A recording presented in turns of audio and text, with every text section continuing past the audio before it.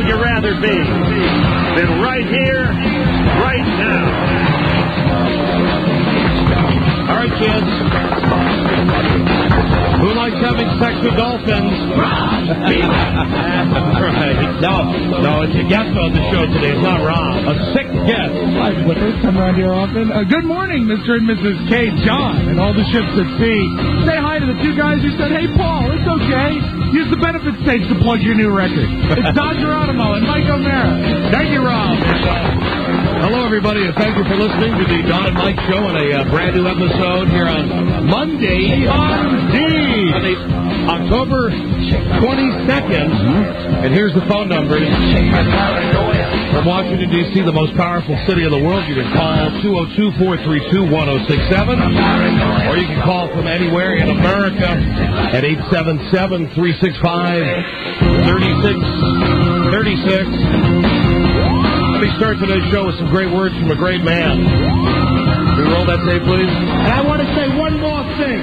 In the spirit of the Irish people, Osama bin Laden, you can kiss my Royal Irish hat. Yeah. And I live in Rockaway, and this is my face, bitch.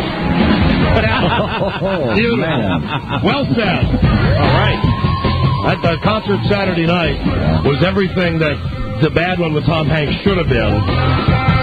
And from what I'm hearing, the show, the charity show here in D.C. on Sunday, yesterday, it was like the worst. Well, you know, I think on pure numbers of performers, you know, if you go performer for performer... Well, not even that. The fact that there was 20 minutes in between acts, and they ran out of food, and the thing was supposed to be over at 9 o'clock at night. It didn't get done till 1 o'clock in the morning. A little bad planning. Yeah, but D.C. had the medley of Sex Machine and God Bless America. Yeah, James Brown. Well, listen, we'll be talking about those shows, I'm sure, on today's show. Oh, there he is. Hey. Everybody, there's our friend with his American flag thing on his lapel. It's Radio's Guy Birdley. Hi, Buzz. Hi, Don. Hi, Mike. Hi, Buzz. Hi. He loves being introduced. That's a good intro you gave him today. Yeah. Hello, Don and Mike Show. Yeah, how you doing, Don? Hi, we're doing great. Thank you. Did you all see the pay-per-view yesterday with Stacy Keibler? Oh, no, the broad who was on the show Friday who was going to be on the WWF wrestling in her lingerie. How'd she do? It was pretty hot. Ooh, really? Yeah, she came out with a little black, a little negligee, and the other girl had on red. And, I mean, there was like, lesbian action. I mean, some simulation of some sex. Really? Did you see any nipple? A little bit, but not much. Really? They took out, I think, a cat of 9 tails and hit the girl on the butt with it. A cat of 9 tails. Cat O9 tails. That's like chock full of O nuts. Fillet of fish. It was pretty hot. Hold on, we're playing the O game. Chock full of nuts. Well, I'm putting the F. I'm going to put in the F. No, well then I'm going to say fillet of fish. Well, no, we're doing the O, so we'll just keep it open. That's the game I'm playing. I was throwing the F in there to be humorous. Top O of the morning. We're playing the O game, right? Yeah. Pot o' gold. Oh, damn, that's a good one. How about Mike O'Mara? Rob wins. Thank you. So Redskins. listen, did our girl Stacy Keibler, did she win her wrestling match? No, she lost. She lost. Well, that's orchestrated anyway. She was the bad girl, right? Are you saying it's fixed? Yes, Mike. Yeah, shocker. Yes, wrestling is fixed. I think it's fixed. Hello, Don and Mike Show. Hey, Don, I want to know if you heard Pat Summerall belch on the Packers game yesterday. Oh, no. When did Pat Summerall belch? I watched most of the Packers game yesterday. I didn't hear him belch. They were talking about Halloween. I was reading something, but all of a sudden, Madden's talking about Halloween, and I just hear this brrr. You sure it wasn't Madden? It could be, but it sounded higher, so I'm guessing it would be Summerall. Summerall is... Beg your pardon. Someone needs to put him out like a... say that. Like an old... To say, beg your pardon, but he did. Someone needs to put Summerall out of his misery. I was watching the game yesterday, and he's so hopeless. He is so hopelessly out of touch. At one point, there's an onside kick, and the deal is that if you miss the onside kick, that you're penalized 10 yards, and then if you screw it up again, the other team gets the ball like at the 40. Right. Well, after the first time that the Packers try the onside kick, it fails, and he goes, So Minnesota will get the ball, and Madden has to come in and say, no, Pat, hold on a second. Right. They get a second try. Beg your pardon. And then one time, Rudy even wrote it in his column today. One time, let me see, the headline in Rudy's column is, say what? As the Green Bay Packers lined up deep in Minnesota territory before a third-quarter touchdown, Pat Summerall said, still first down and no sign of the field goal team. Oh, man. Yeah. Wow. Oh, dear. Yeah, that's right. There he is. Still haven't heard the Tim McWilliams burp out of that. It's coming. It's somewhere on this tape. I think maybe it's here, Mike. No? Hold on. Who are we up to? No, I should be next. Robbie's next. I think. Yeah. Then Miss Terry. Then the one you're looking for, Mike. Okay, very good. Hold on. Here we go. Here's Timmy. That's Terry. It's Terry's dainty little one. It's Miss Terry. And then here's the mother of all burps. There you go. That one always makes That's the one you want. Hello, Don and Mike show. Hey, gentlemen. Hi. And Rob. God, I'm an idiot. All right, go ahead, sir. I was reading in yesterday's parade section of the Washington Post. Oh, great magazine, that parade. Yes, there's a question about Jerry Lewis and his Labor Day marathon.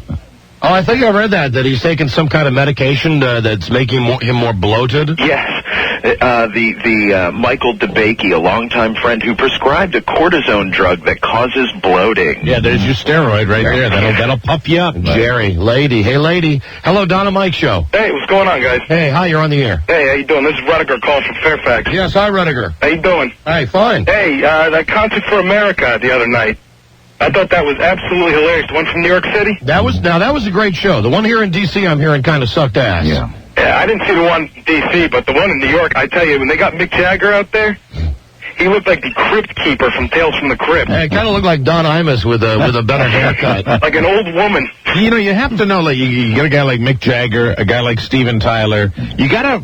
They got to have some kind of special diet or something like that. Yeah. Because, I mean, there's a type of rocker. There's a rocker look where they look... It's the heroin diet, I think. I think it might be. I know in Aerosmith's case, they supposedly kicked the heroin, but, I mean, I saw a picture of, in one of the magazines of Steven Tyler, who really, when you really take a good look at him, you know, not from a distance, not when he's doing, you know, you look like a lady. You look at him, and they were shooting him on a subway, and my God, he's a frightening looking guy. Now, listen, they're paying me to say this, but I want to say the funniest thing of the whole New York concert was Billy Crystal, who we love goofing on, you know, good luck storming the castle. And Billy Crystal is generally, I think, most of us consider him to be a jagoff. Yeah, absolutely. But his joke was funny, and it went over like this.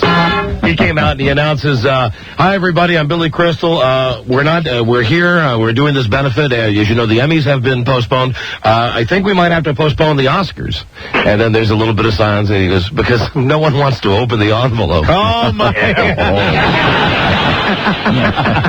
Now, that's funny. It didn't go over. No. I mean, oh, come on, why not? I mean, it went over like a lead balloon. It was like they leave him there just standing on stage. Went over like a lead envelope. Yeah. Thank you, my friend. The show in D.C. Hold on a second. Where's the... Hey, Robbie, where's the Post? You got the Post? They got a better recap than... some of my neighbors went to the show and were telling me how hideous it was. That there was... it was supposed to start... The D.C. America show was supposed to start at, I don't know, like 1 o'clock yesterday afternoon. They got started late. There were waits in between every act. Wow, that's bad. 20 to 30-minute wait. At one point, halfway through the show... John Stamos, Blackie Parrish. Oh, there you go right there. When you're talking about names like that, you got a problem. ABC is taping this thing because they're going to turn it into a TV special. Right. So at one point, halfway through the show, they brought John Stamos up on stage in the evening's tackiest moment. A voice over the intercom introduced John Stamos for his second on-stage appearance and urged the crowd to cheer him as though they had not seen him yet. So obviously, so it's totally a slave to the TV tape. Right. Exactly. So they want ladies and gentlemen, here's a great American Blackie Parrish. Winnie, marvelous. Why just put on a show, which is spontaneously entertaining when you can stage it? Right. Attention. Attention. Hold on. It's attention.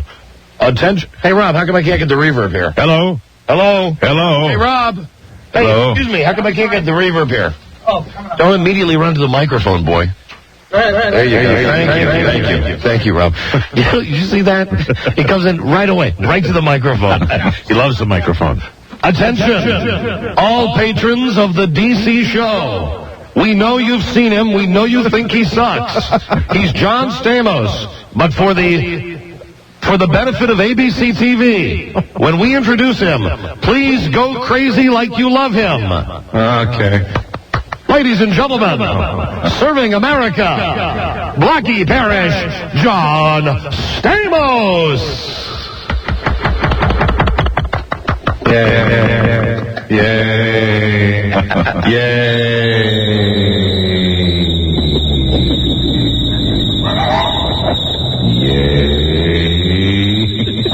Now we're playing with it again. Yes, we are. Yay.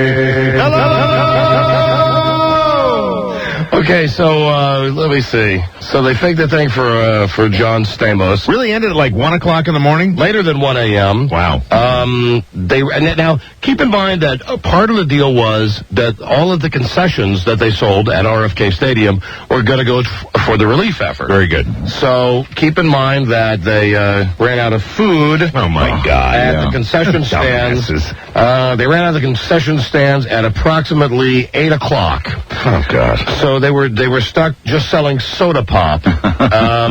Like not a hot dog or a hamburger to be found? Nothing. Let me see. The line for pretzels, the only food available at 8 o'clock, had 100 people in line. How ridiculous. At 7:30. So typical. At 7:30, every food stand at the stadium was completely sold out of chow. But I don't get it. They've had concerts there before. Leaving 30,000 people glumly wandering around looking for something to eat. The line for pretzels, the only food still available, was 100 strong at 8:15. Later, RFK's DC Sports and Entertainment Commission sent out for 100 pizzas. Oh, my God, how stupid. Then a frustrated vendor, here you go. A frustrated vendor said, "It's stupid. Sitting behind a counter with nothing to sell except soda. We could be making money. The charity could be making money." Mm-hmm. That is just ridiculous. They ran out of food. A little suspect, too. All donated, right? All donated, correct? I think so. Yeah, now I'm suspicious. And then they had, what's his name? Like, we'll donate it, but we'll donate so much. Who's Pedophile? Oh, Michael Jackson, Mr. Pedophile. He, of course, is the last act. I also hear by the time Mariah Carey came on at about 11:30, people were just booing her. Oh, no. The poor girl had she's not going to have another breakdown, right? Breakdown. Came out with her blonde hair. People booed her. She sang that stupid hero song that she sings. And then Pedophile finally came out and did one song. Michael Jackson did one song, then brought everybody else on stage for a big finale, and then it was like 1:15 in the morning. As they said, everybody hungry, tired, angry. Good night. You know, I'd like somebody to investigate that, because, I mean, when they have huge concerts down at RFK, they don't run out of food. Hello, Tony. Hey, what's up, Don and Mike? Tony, hi, you're on the air. Highlight reel, Richard Gere and Hillary Clinton getting booed to no end. Yeah, on the Saturday night show. Oh, hysterical. Hey, man. Now, listen. Guys, one more thing. The end of that show, lost the ref. You hear them trying to do that last bit, last song? Clocked the ref. Yes, it was. Guys, rock buzz rules. Hey, listen, hold on a second there, Tony. All right, man. I know why Hillary Clinton would get booed, okay? I mean, I follow that. Why did Richard Gere get booed? He got booed because he called on, everybody to, to take the hatred out of it, no revenge. And so what he was doing is he was Dalai Lama stuff? Yeah, he was preaching at a time when you don't preach. You don't preach, certainly, to a room full of firefighters, and police officers who have lost loved ones and co-workers. You just don't do that. And he did it. He did it in a mellow way, but it came through loud and clear that he was preaching, and it wasn't appropriate. And poor Hillary comes up. All she does is just come on stage and her legs look. How can she win? She can't. She's in a no-win situation. But I hear Bill got a better response. Yes, he did. Yeah. That's fine. Her legs are like Popeye's arms. I mean, she comes down and says like elephantitis, Hillary Clinton, and immediately she gets booed like crazy. He comes out, doing his whole stinky pinky thing, and they loved him. Right. Yes, they They did. loved him. God damn it, they loved him. That's interesting. It's really that she is just not a popular lady right now. And I think that with recent events, you've gotten people that, Rudy was going to run against her. So, I mean, you've got a lady who was having trouble to start with. She won the election, but now she's got trouble up there. Hey, Richie. How you doing, Don and Mike? Hey, you're on the air. Hi. And hello to you, Buzz. Hello there. Right, got a question. Did you catch the end of the concert with Billy Joel and Elton John singing together? Yeah, you mean Saturday night? Saturday night, yeah. Yeah. Don't you agree they make a lovely couple? Who would walk down the aisle and give Elton John away? That's the question I would like to know. Elton John had on the queerest outfit I've seen since he had. That's unusual. Hey, well, you remember now? He's going back to the old days. Remember when he had the queer sequined Donald Duck outfit? Yeah, right. Remember when he had the queer sequined Los Angeles Dodgers uniform? Right. Yeah, the big, the wonderful jersey. He had a queer sequined the firefighter uniform, the cop uniform on. And Don? Yeah. Just one thing before I go. What about the Dennis Murphy filming of the porno video this weekend? I do have news on that. I do have news that is disturbing, which is why I'm going to share that with you in just a moment. Are you going to bring it up to New York for a New York premiere? Yes, we are. Oh, goody. Well, listen, I'll tell you now, and really, this is not a bit, and this is not anything that I want anyone to make fun of. Okay. The video shoot has been put off for 2 weeks because Dan, the pornographer, who's filming it and bankrolling this and has got all this stuff, his girlfriend had a miscarriage on Saturday. Oh, that's too bad. That's very sad. So the deal is that it's been, really? Say nothing about? Oh, too late, Lisa. All right, thanks, guys. She came in with a sign, just as I said, it said say nothing about. Well, that's sorry. Well, I didn't say that for anyone to goof on it. Yeah, we're not, we certainly aren't doing that. No. Yeah, our thoughts are with them. Buzz? Yes. Got weed? No, all right, get out of here. Wait till I get to New York. So obviously the guy had the problem on Saturday, and we decided rather than who wants the guy to make a porno movie? And well then they'll postpone it and they'll get it done. That's good. A couple of weeks it'll happen. Hello, Don and Mike's show. Hello. Sometimes the timing of this show amazes me. Yeah, it just amazes me. Hello. Yeah, Don and Mike? Yeah, who's this? Oh, Jim. Yeah. Hey, Jim. Hey, I was at the concert last night, and another thing with this John Stamos thing is when he came out and he did like the introduction to the TV show, and of course it was halfway through the show, so it was dark out.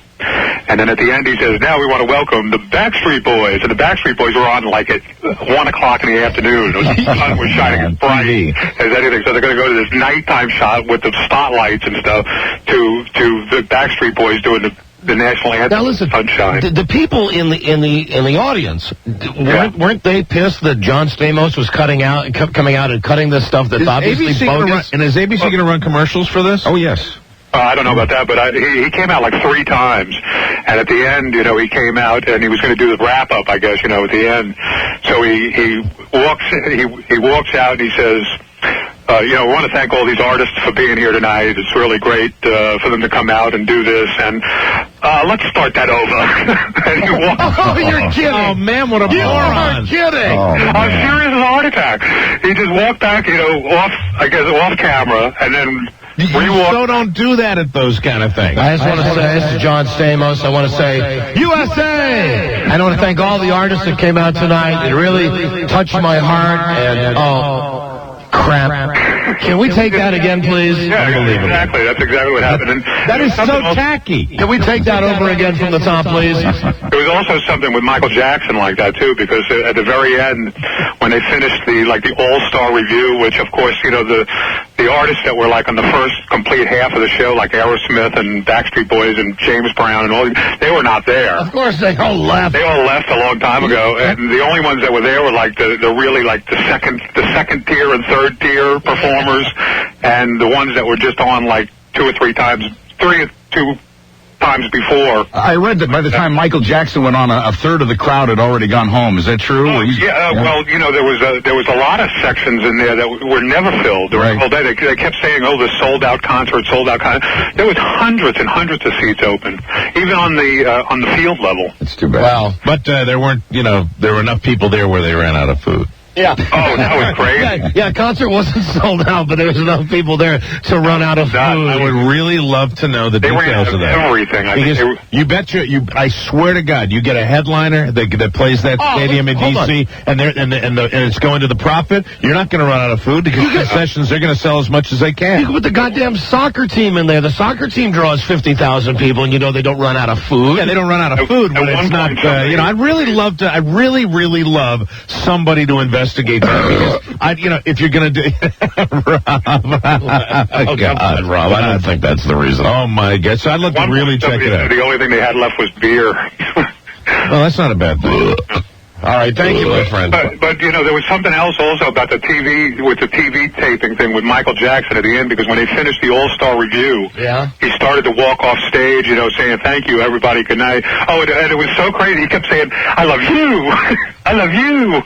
Like that, and that kind of, that inflection. How would that have sounded, Mike? Oh, it was crazy. He kept saying it over. I love you. I love you. I love you. Let me take that again. Let me do that over again. I'd like to thank Blackie Parrish, John Stamos.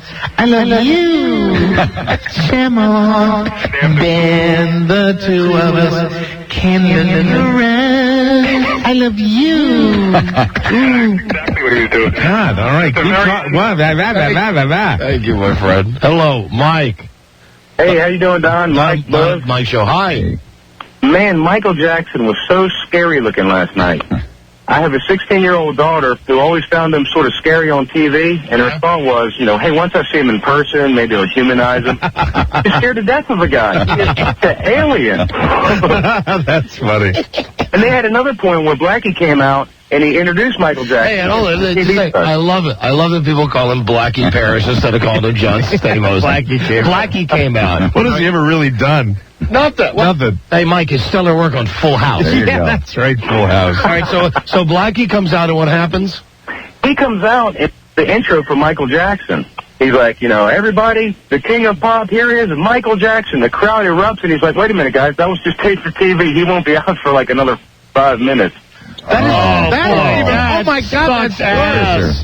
They didn't even warn us or anything. They just showed him, and everybody... Oh, my God, that's awful, isn't it? So they lie to the audience to get the reaction, then he won't be... Oh, that sucks. They didn't even tell us. We sat back down and starved and sobered up for another hour. Oh, God. Starved and sobered up. Damn, that sucks. Oh, my God. It was terrible. Thanks, Mike. The most telling number, and, every dollar is appreciated, I'm sure, the Washington, D.C. concert raised $2 million. The New York concert raised $100 million. Yeah, all right. Hello, Don and Mike. Very sad. Because I'm proud to be an American. Oh, God. Right here in old D.C.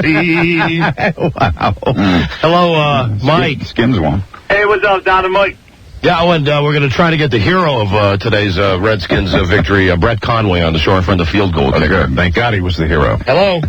Hey, Don and Mike. He almost screwed the pooch when he missed that one field goal. That's right. Hello. Hey. Hey. Hey. Hi. What's up, Don and Mike? Hey, come on. Who's this, Mike? Yeah, this is Mike, man, truck driver. Hi, Mike. Hey, man, I was there at 1:30 in the morning, man. I got up at about 4 o'clock and had to come drive a truck.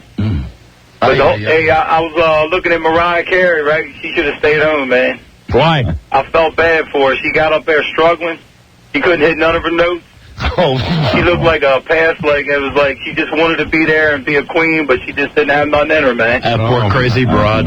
Is it true? Were people booing her? Oh yeah, I thought she was going to have a break down there, and like Michael hugged her at the end, and it looked like she needed all the help she could get. Oh, that's so. That's horrible. Oh my God! I want to be like laid out on the stage because nothing was going right, man. She was getting booed and she was trying her hardest to sing. Oh my God! Oh, imagine that you're at a charity thing for America and you come out on stage and you get booed.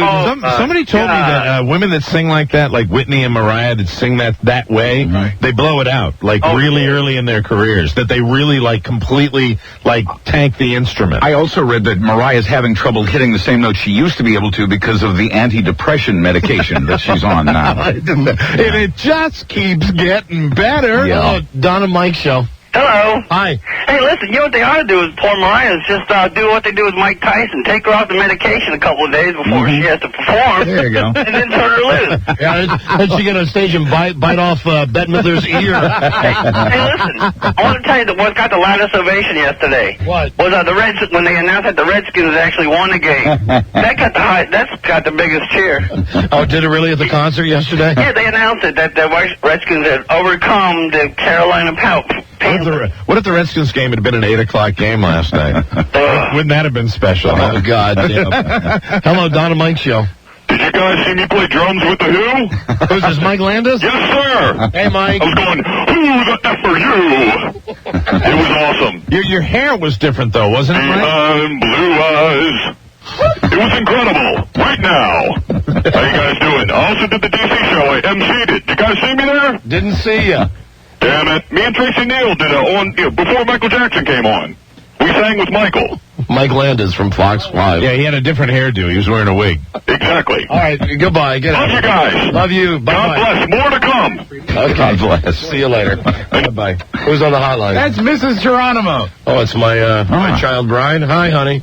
Hi, Shuggy. I was just going to tell you, did you see and poor Mariah Carey, Billy Crystal was emceeing the other show, and he said he had a joke about that. Well, there's something that we can all agree on, all as Christians and Jews and Muslims, and that's that Mariah Carey should never make another movie. That's some funny stuff. Wow. That's good stuff. Wow. That's funny. That movie Glitter, for anyone that's interested. All right, sweetie, I love you. Okay, goodbye. I love you too, sweet pea. Bye-bye. Oh, and listen, I got news for all the criminals out there in the D.C. area. Be very, very afraid. My wife's on jury duty this week. Be very, very afraid. She's known as the hanging juror. The hanging juror, Right. absolutely.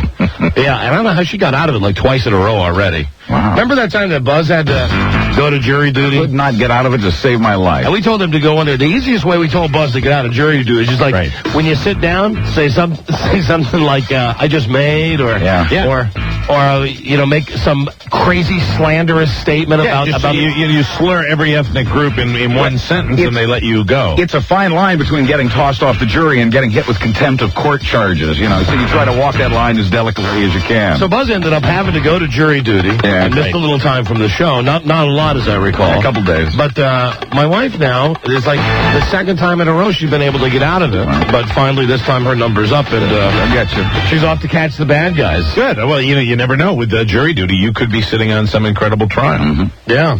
That'd be too bad if it was a sequestered jury. For like some juries, go for 6 months. Like the OJ jury. It's correct. Hello, Don and Mike show. Try to contain that. Look at that look. Contain what, Mike? Nothing. Contain what? I didn't say anything. Hello, Don and Mike show. I'd miss my wife if she was sequestered. Of course you would. If she was sequestered, stop it, you. I'm not doing anything. Yeah, right. Yeah, you'd have the same reaction. Hello. Hello. Yeah, here's the phone call. Hold on a second. Hello. Hello. No, you're in a totally different situation than I am. If Frida was sequestered, if I was sequestered right now, if Laura was sequestered for 6 months, I'm Mr. Mom. I'd probably be a total closet case. Yeah, but here's how that would go. Hello. Hello. Hold on. I'm doing a little thing here about my wife on jury duty. Hold on a second. Hello. Hi, Boo Boo. Hi, sweetie. What are you doing? I'm on this jury. OJ's in road rage, and I'm going to be sequestered for the next 6 months. 6 months, you say?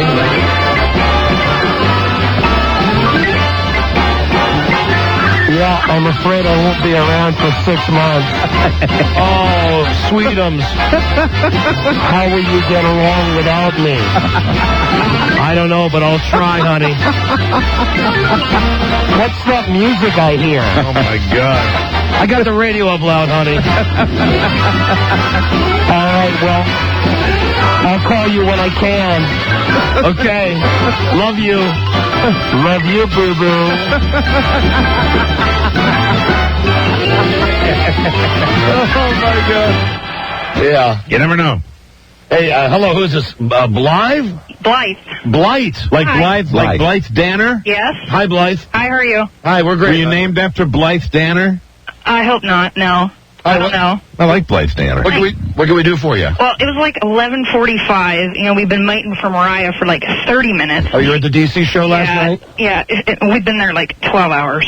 She comes on, she belts out, part of Hero and everything, and then she goes back, and like we wait for 5 minutes, and then she comes out. She's standing beside this like a crotch rocket, and she starts singing her new song for album. The album's like flat. Wait. What do you mean? What do you mean crotch rocket? Those rice burners. Those motorcycles. Oh, a Japanese motorcycle. All right, okay. She's like on a Suzuki motorcycle? You're right. Well, she's not. Do they really call those things crotch rockets? Yeah. That's a crotch rocket, Mike. I love it when you learn something new. Say that. All right, so she's So she's standing there and she's belting up this gay song, and her album is just flashing up on the screen like she's such a cornball. And she's such hold on. Are you telling me that she was like advertising her album? Yes, and she's got like a Jennifer Lopez outfit, you know, like the 2 layers over the boobs, and they're like hanging out. Is this Melissa Etheridge? Wait a minute, hold on. When Mariah Carey was singing at the concert for the Pentagon victims, they were flashing on the Jumbotron? Glitter. The record was flashing up on the screen, and it says glitter on it. It just keeps flashing the whole time. God damn. Oh, man, promotion machine. Having trouble selling those. Thank you, honey. Well, wait a minute. Oh, okay. Michael Jackson had his boy toy, Macaulay Culkin, up there at the very end. Oh, God. His lover. Yeah. What did they do? Did they make out on stage? His little gay poodle. I don't know. He was kind of chumming around with Billy Gilman, that little boy.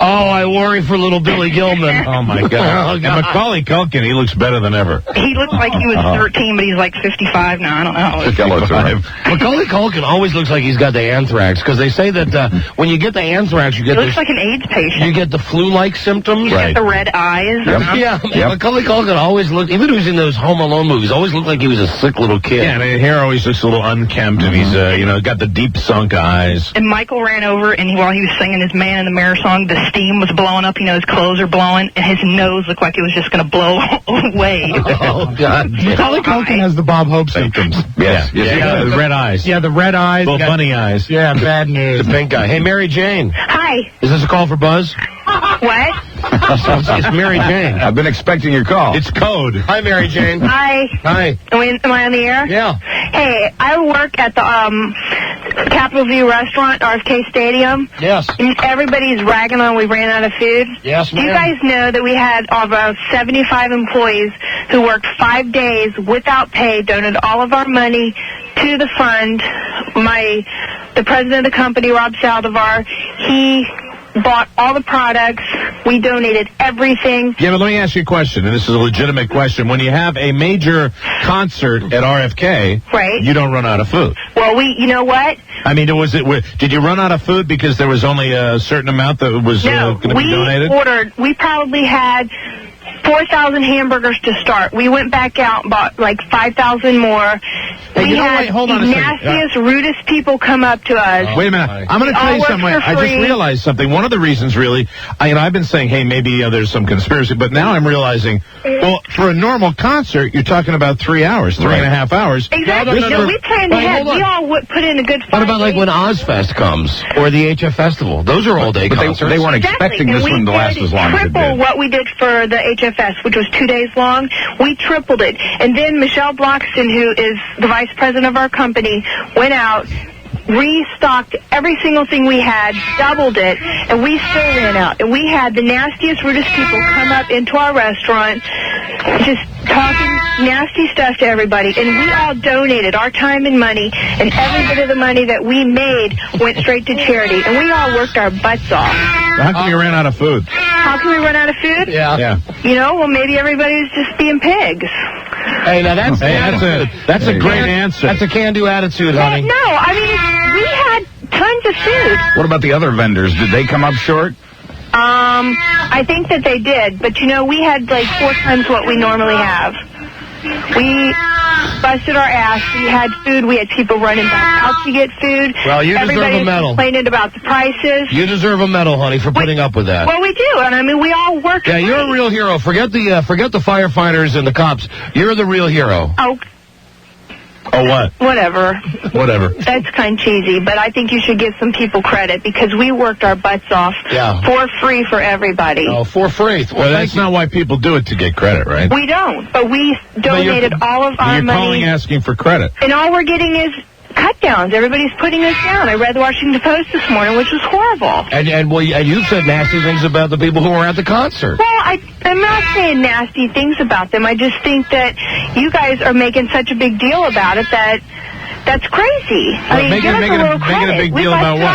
resources to help. Did you guys go out and do anything? Did you donate any food? Yes, Donate food for the concert? No. Making a big deal about what? What are we making a big deal? About how we all ran out of food and how, that's so horrible. We did our best. Well, the only regret I have, really, if all the proceeds were going to go to a good cause, and they were all for charity, I am disappointed that you all ran out of food because you could have made a lot more money for the cause. Well, we wanted to, and we kept going back out for food. We were supposed to stop serving... Well, you didn't do it enough. Listen, we were supposed to stop serving food and beverages at 7 o'clock. We stopped serving food and beverages at 11 o'clock. This call tells me that America is getting back to normal. Oh, yeah. That's crazy. You guys are being unfair. That selfless feeling that we all felt on we September went over 12th. 3 hours. We were told to stop serving It's food officially and gone beverages now. at 7. Listen We to went this. till 11. This crazy bitch wants a medal. More hours. That concert was supposed to end at 9 o'clock. By any chance, do you work at Concourse C? Actually, I do, because I saw you there when I was there. Hey, you're bitter. Well, you don't have any concept. How you guys are ragging No, on the you don't have people any concept who of the work so spirit hard. of it. Then you did your part and feel good about it. Well, why are you guys ragging about it when everybody was out there donating their time and effort and money and that's energy? great. And Listen. all we were trying to do is help people. I just want to say something. The worst thing at the stadium yesterday at RFK was not really the food. It was the smell of rancid fish. Well, that may have probably come from you. Yeah, you're a mean person, aren't you? All right, well, you're putting me into that situation because you're being nasty to me. You put down all the people. You said that everybody was being rotten. You're painting with these, huge comments about everybody that was at the concert. I understand people are at a concert for charity and they're pissed off. You ran out. We were doing our best. We went 3 hours over. Well, your best wasn't good enough, Missy. Listen to this. How self-absorbed can you be? You're crazy. We were there for 3 hours. We donated. Please kiss my ass. People have done so much more than that.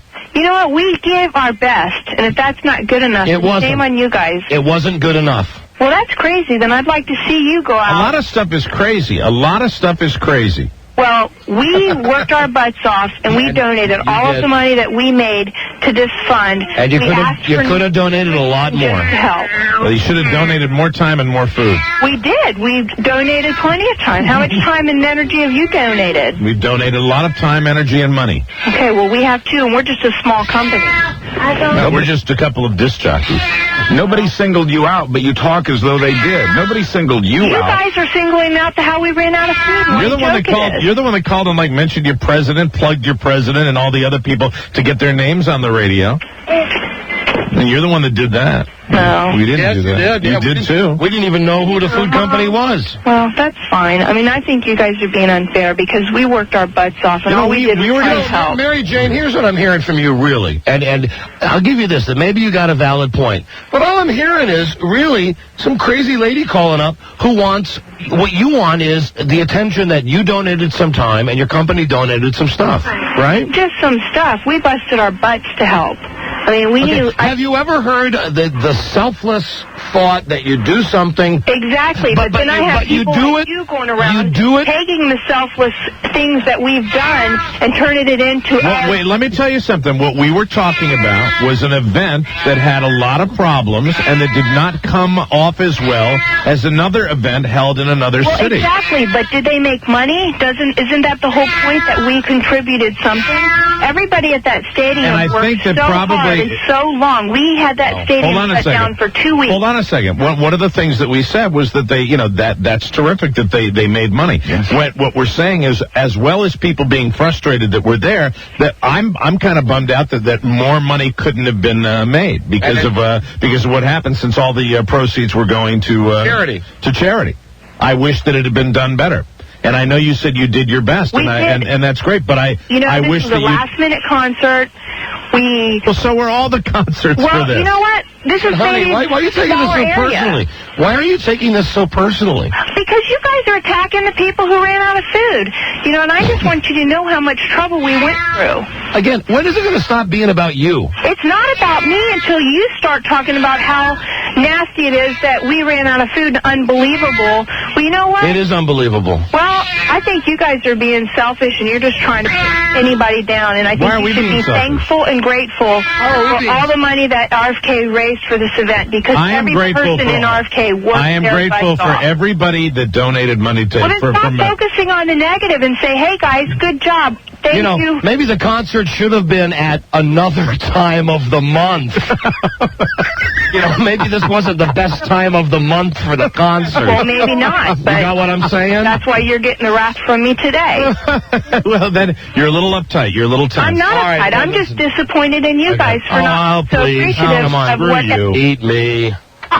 Eat me. Disappointed in us. Eat my D. We're talking about everything. I'm glad everybody donated money. I think it's terrific. Dan. And I wish it's. I think it's wonderful. We got a break. Hey, Dan. Yeah. Stupid C, get off the radio, you selfish. Oh. Selfish. God damn it. I know, Dan. I know, Dan. All right, thanks, Dan. Okay. Okay. Oh, go change a tampon, please. All right, she's gone, Dan. Don't worry about it. Okay. Thank you, my friend. We got a break. We got a break. And let's all take a moment to thank the lady there that called and did so much.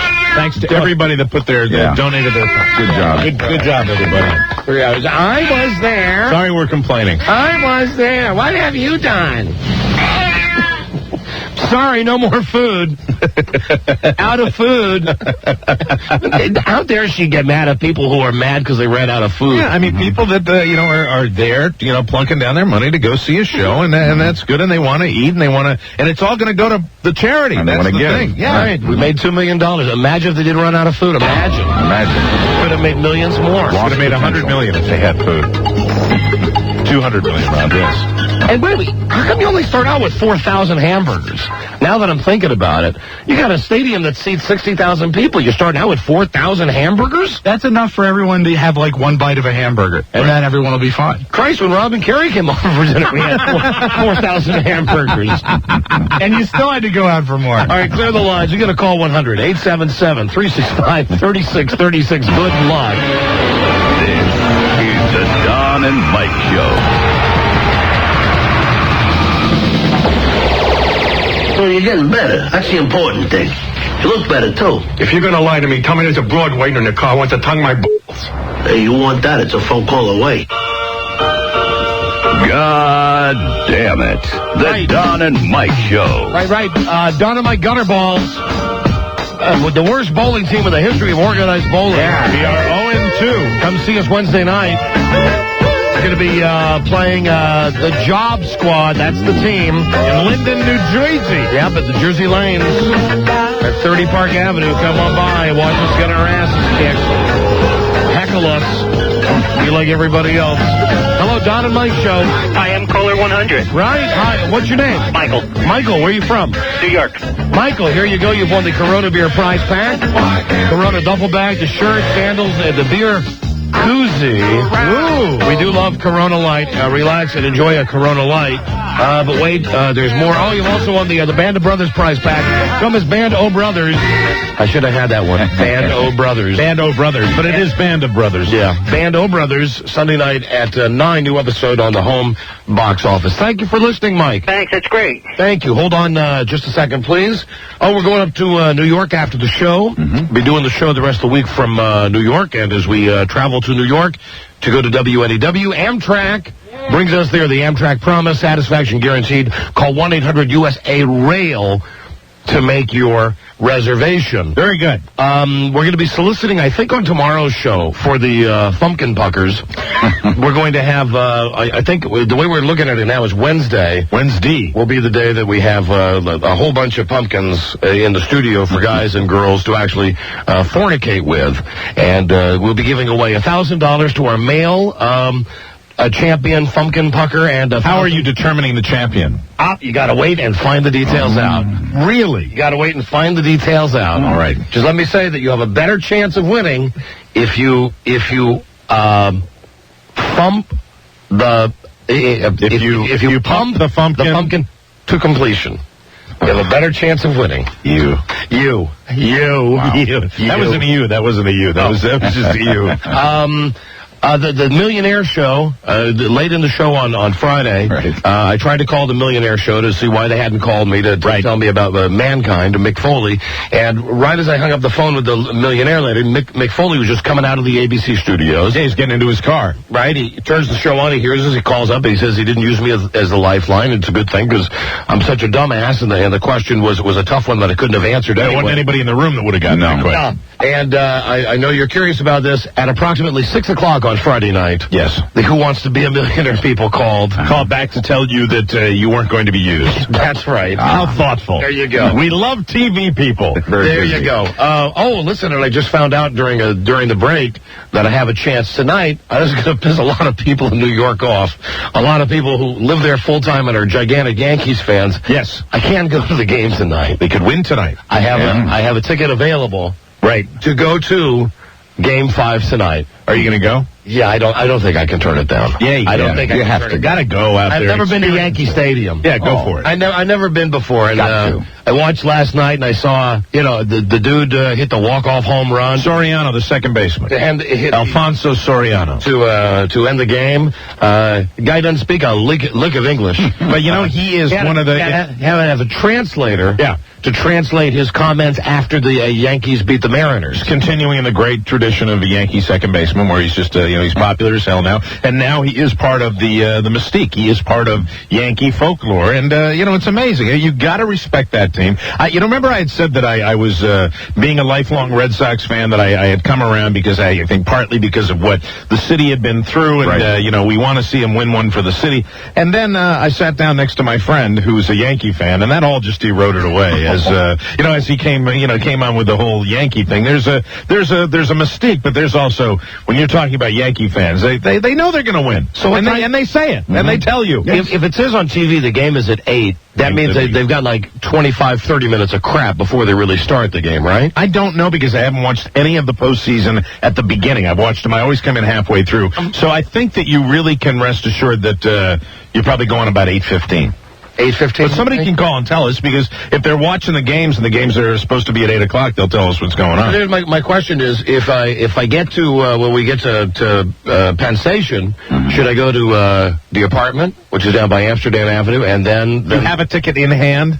The ticket will be waiting. No, you know what? I got to go home, because the ticket will be waiting at the front desk of my apartment. 8:20 p.m. 8:20 p.m. Yeah. That's the schedule. Now, you're kind of going in the right direction. Yeah, kind of. Yeah, I guess so. Yeah. All right. Well, that's because I was thinking until I just noodled that through right here, which is why it's great to have a radio show, to be able to noodle things through live on the radio while you're talking to yourself. That I was thinking the ticket, if the ticket was going to be at will call, but I know it now. I just remembered the guy just told me it's going to be at the front desk of my apartment. That means if I went right from the train station to Yankee Stadium, I would be going with my bowling ball. That would be very difficult. That's why you need to leave your bowling ball up in New York now and get your other one. I know you don't want to come back and get a new one, but you got to come back and get the new one. I got no problem creating that ball. Okay. Well, that's because you don't create anything else, because you live up there. That's my lucky ball. And besides, going to the stadium tonight, I would think that they have like security stuff. Yes. That they would be wary of a guy with a shoulder bag carrying a bowling ball. Yes, yeah, they'd probably take your ball away from you. Take my ball. Take my ball. And you might not ever get it back. Yeah, so I'm going to the Yankees game tonight. All right, that's going to be Yankees Mariners. Exciting. Tonight could be the night. What do you want? Do you want me to buy you something? Yeah. Give me a like a pennant. A pennant? Yeah. A pennant? Well, what is there? What do you get at a ball game? Get you a hat or something. Yeah, give me a hat. But would you wear a Yankees hat? Would you ever wear a hat? Yeah, up in New York I would, absolutely. Okay, you got it. Absolutely. And I know a lot of people are still calling me a traitor right now, but no. It's all about everything else. Come on, leave me alone. I'd like a hot dog, please. A hot dog? You got it. And Rob? I'd like you to teach that second baseman some English. Okay. So you know what I really want? So that's the list. I would like a lock of George Steinbrenner's hair. Nose hair? Pubic hair. Pubic hair. Lisa, what do you want, honey? I want a little a T-shirt, a little Yankees T-shirt, little small cutie baby tee. Smaller the better. God. So I can be sassy? I'll pay for that. Yeah, I'll pitch in. Thanks, Mike. I mean, I was just going to get something for Mike. I'd like the same thing Lisa likes. I don't want I'd like a cute little baby I don't want to t-shirt. come out of the stadium tonight with a goddamn shopping bag full of stuff. I want something that says League Championship Series on it. Okay, you got it. But I think we'd all forego our Lisa that T-shirt.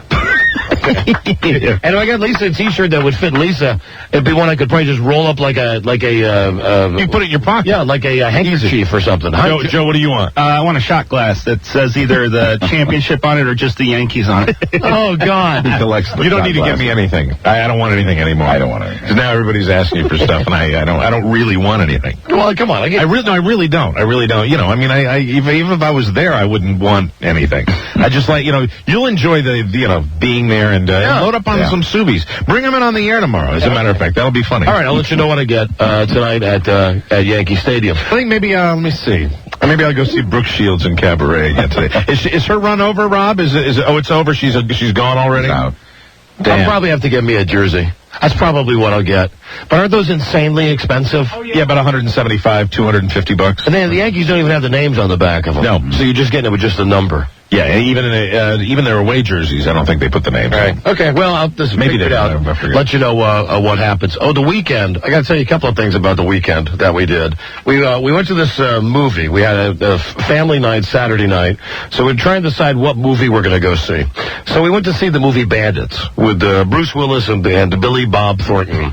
And this movie has gotten great reviews, and I know he's listening right now, and he's probably squeezing his Pinocchio doll or his Pocahontas doll. I don't remember what review Charlie Stossel gave the movie Bandits. I think he was ambivalent. But I know that I've read other stuff like in the newspaper where it says thumbs up and it's a great movie. This movie Bandits, my wife walked out. Well, first my son walked out. Wow. It was the three of us. Was that bad? Yeah, we were over at the mall, at the Reston Mall, at the town center there, and at about an hour into the movie, my kid says, "Hey, Dad, this movie really sucks. Can I go to Sam Goody?" I said, "Yeah, okay. Well, listen, it should be over in an hour. Just keep your cell phone on, and Mom and I will find you." Then, about 15 minutes later, my wife leans over and she says, "Wow, this movie really sucks. I want to go over to Pottery Barn. We'll meet you at the restaurant after the movie, okay?" That bad, wow. So I waited till the very end of the movie, and P.U. Oh, man. I mean, nothing going for it. And the thing about it is, this movie Bandits, this is how you know it's a bad movie. They fill a lot of time with music videos. Oh, yeah. Oh, God. That's with no dialogue and just the montage. A lot cheapo. A lot of driving, a lot of hugging. I mean, you think it's going to be a movie with, everybody's seen the ads where it's a sleepover bandits where they rob banks and they put on idiot disguises. Surprised you didn't go see Johnny Depp, the Jack the Ripper movie. From Hell. Well, that's because it was a family decision. Okay. We have to when the three of us go to the movies together, we have to agree on what to see. So you have to reach total consensus. Yes. I wanted to see To Hell. Right. My wife wanted to see this thing that we went to see, and my kid wanted to go see Corky Romano. Oh, God. So we ended up having, to compromise, and we went to see the one she wanted. Well, that sounds like the compromise film between all of them. Yeah. Thank God it wasn't Corky Romano. So we, although I still think that Corky Romano might be a funny movie. I think Chris Kattan's a pretty funny guy. See, I don't. I don't. You and I disagree on all the Saturday. You like Will Ferrell? Yeah, I think he's very funny. Corky Romano. Hey, Will Ferrell on the Saturday night concert. They ought to call it Saturday Night Gay instead of Saturday Night Live. Because let me tell you, all they do now is have guys like with shorty shorts. That's what they think is funny. If they put a guy that out is there funny, though. with shorty shorts, that grosses me out. And Will Ferrell was pretty good as President Bush on the Saturday night concert also. Yeah, I'd heard that. He came out. His impression is not the best Bush. Actually, somebody who saw it said that he kind of sucked. No, but the material was fun. The material was good. So we get done with this awful movie Bandits, and then we're going to go eat at this restaurant. This restaurant called The Big Bowl. There you go. Not making this up. The Big Bowl. It's a big Chinese restaurant, okay? It's a big, The Big Bowl. The Big Bowl. So they have noodles, no? Oh, hold on a second. Hello? Morning, guys. How you doing? Who's this? It's Glenn, Las Vegas. Hi, Glenn. Hey, Don. Yeah. I'm really surprised you're going to go to a Yankee game and miss a football game tonight. As much as you like football. I can't believe you're going to go there for a football game. I know. It's a once-in-a-lifetime. I've never been to Yankee Stadium before. Go to the game tonight. TiVo'd a football game. I just TiVo'd the baby. Yeah. All right. Thank you. Have a good time anyway. Okay, thanks. Thought we had some of the pertinent information for me. Like about going to Yankee Stadium, but I guess not. I might go to a bar and watch the game. That's shocking. Yeah, I thought that would shock you. So the restaurant, the Big Bowl, which is like Chinese, Japanese, Korean. It's a place. It's again when the three of us do stuff together, my wife, my son, and I, it has to be a compromise because he wants to eat somewhere that's outrageous. I want to just go somewhere you have steak and a potato. When you say outrageous, like what would be a type of place your son would want to go to that would be Hooters? Okay, all right. Okay. I don't mean outrageous like crazy, but I mean that's the only place he ever wants to go is Hooters. So it's like we put up to a vote Hooters, demonstrating a healthy interest in the opposite sex. So we say no, we're not going to Hooters for dinner, and then I say, well, let's go to that steak place. My wife says, no, I don't understand. Let's go to the place where you can get like General Chow's chicken and Bart can get noodles and my wife can get tofu. The Big Bowel. The big bowel, right? So we go to the movie's over. My wife and my kid have been out of the movie now for an hour, and I've only stayed just to see what the ending of the movie's going to be. Right. So I get out of the movie and I go over to the Big Bowl restaurant, and they're both standing out in the corner, and I'm thinking they've had 45 minutes to work this out now. Let's get our table, let's get our chow. And she's got this, she holds this up, a pager. She says, they are so crowded, they just gave me a pager. Right. We are not going to be able to eat for 1 hour. And I had like a little meltdown, a little temper tantrum. Did you stomp your feet? Yes, I just like that. No. Because that to me is the most retarded thing in the world. There's 1,000 restaurants at Reston Town Center, and I mean, if this one doesn't have a table, we'll just walk down. It's like I used to say when I was single with girls. They're like girls are like trains. You miss one, the next one's 5 minutes away. Right. It's the same way with the restaurants. Choo-choo. But my wife's got her heart set on going to this Big Bowl restaurant. So we're arguing on the street about the pager thing, and I say, well, if we just go down there to the place with the steak, we're going to be able to get seated immediately. Right. I know it. Well, as this is happening, as we're standing here arguing, I notice coming up behind me, it's exiled Washington Redskin Jeff George. Yes. Okay? The quarterback, that everybody seems to hate. He got fired by the Redskins a couple of weeks ago. He's a pretty famous dude. He goes in to the restaurant. He walks right up. Now, keep in mind, this dude got fired by the Redskins a month ago. Still hanging around town. Well, he's got to spend his money somewhere. Yeah, but I thought he lived somewhere else. I think he had like 5 kids. He must be a baby machine. He had a bunch of little ones with him. And he goes, I see this guy go up to the front desk. No pager. No nothing. Right away. Oh, Mr. George, here's a table for you. Have a seat, Mr. George. Oh. So I'm watching this, and they're discriminating against you. And I said to Frida, that sucks. Go tell them who I am. And she said, I'm not going to go in and tell them who you are. She says, if you want to do that, go ahead. And I walked in. I said, okay, I will. Watch me. I will. I walked in. I got to the front desk. And I pussied out. I just can't do it. Yeah, it's hard. I can't do it. I demand a table. You gave that football player priority seating. The football player who's not even playing for the football team anymore. Do you have any idea who I am? Yeah, so damn you. I'm standing there in line for 5 minutes waiting to get to the hostess, and it's like I'm thinking in my mind, I'm going to say, have you ever heard of the Don and Mike show? I haven't been in this town all these years to have some immigrant discriminate against me.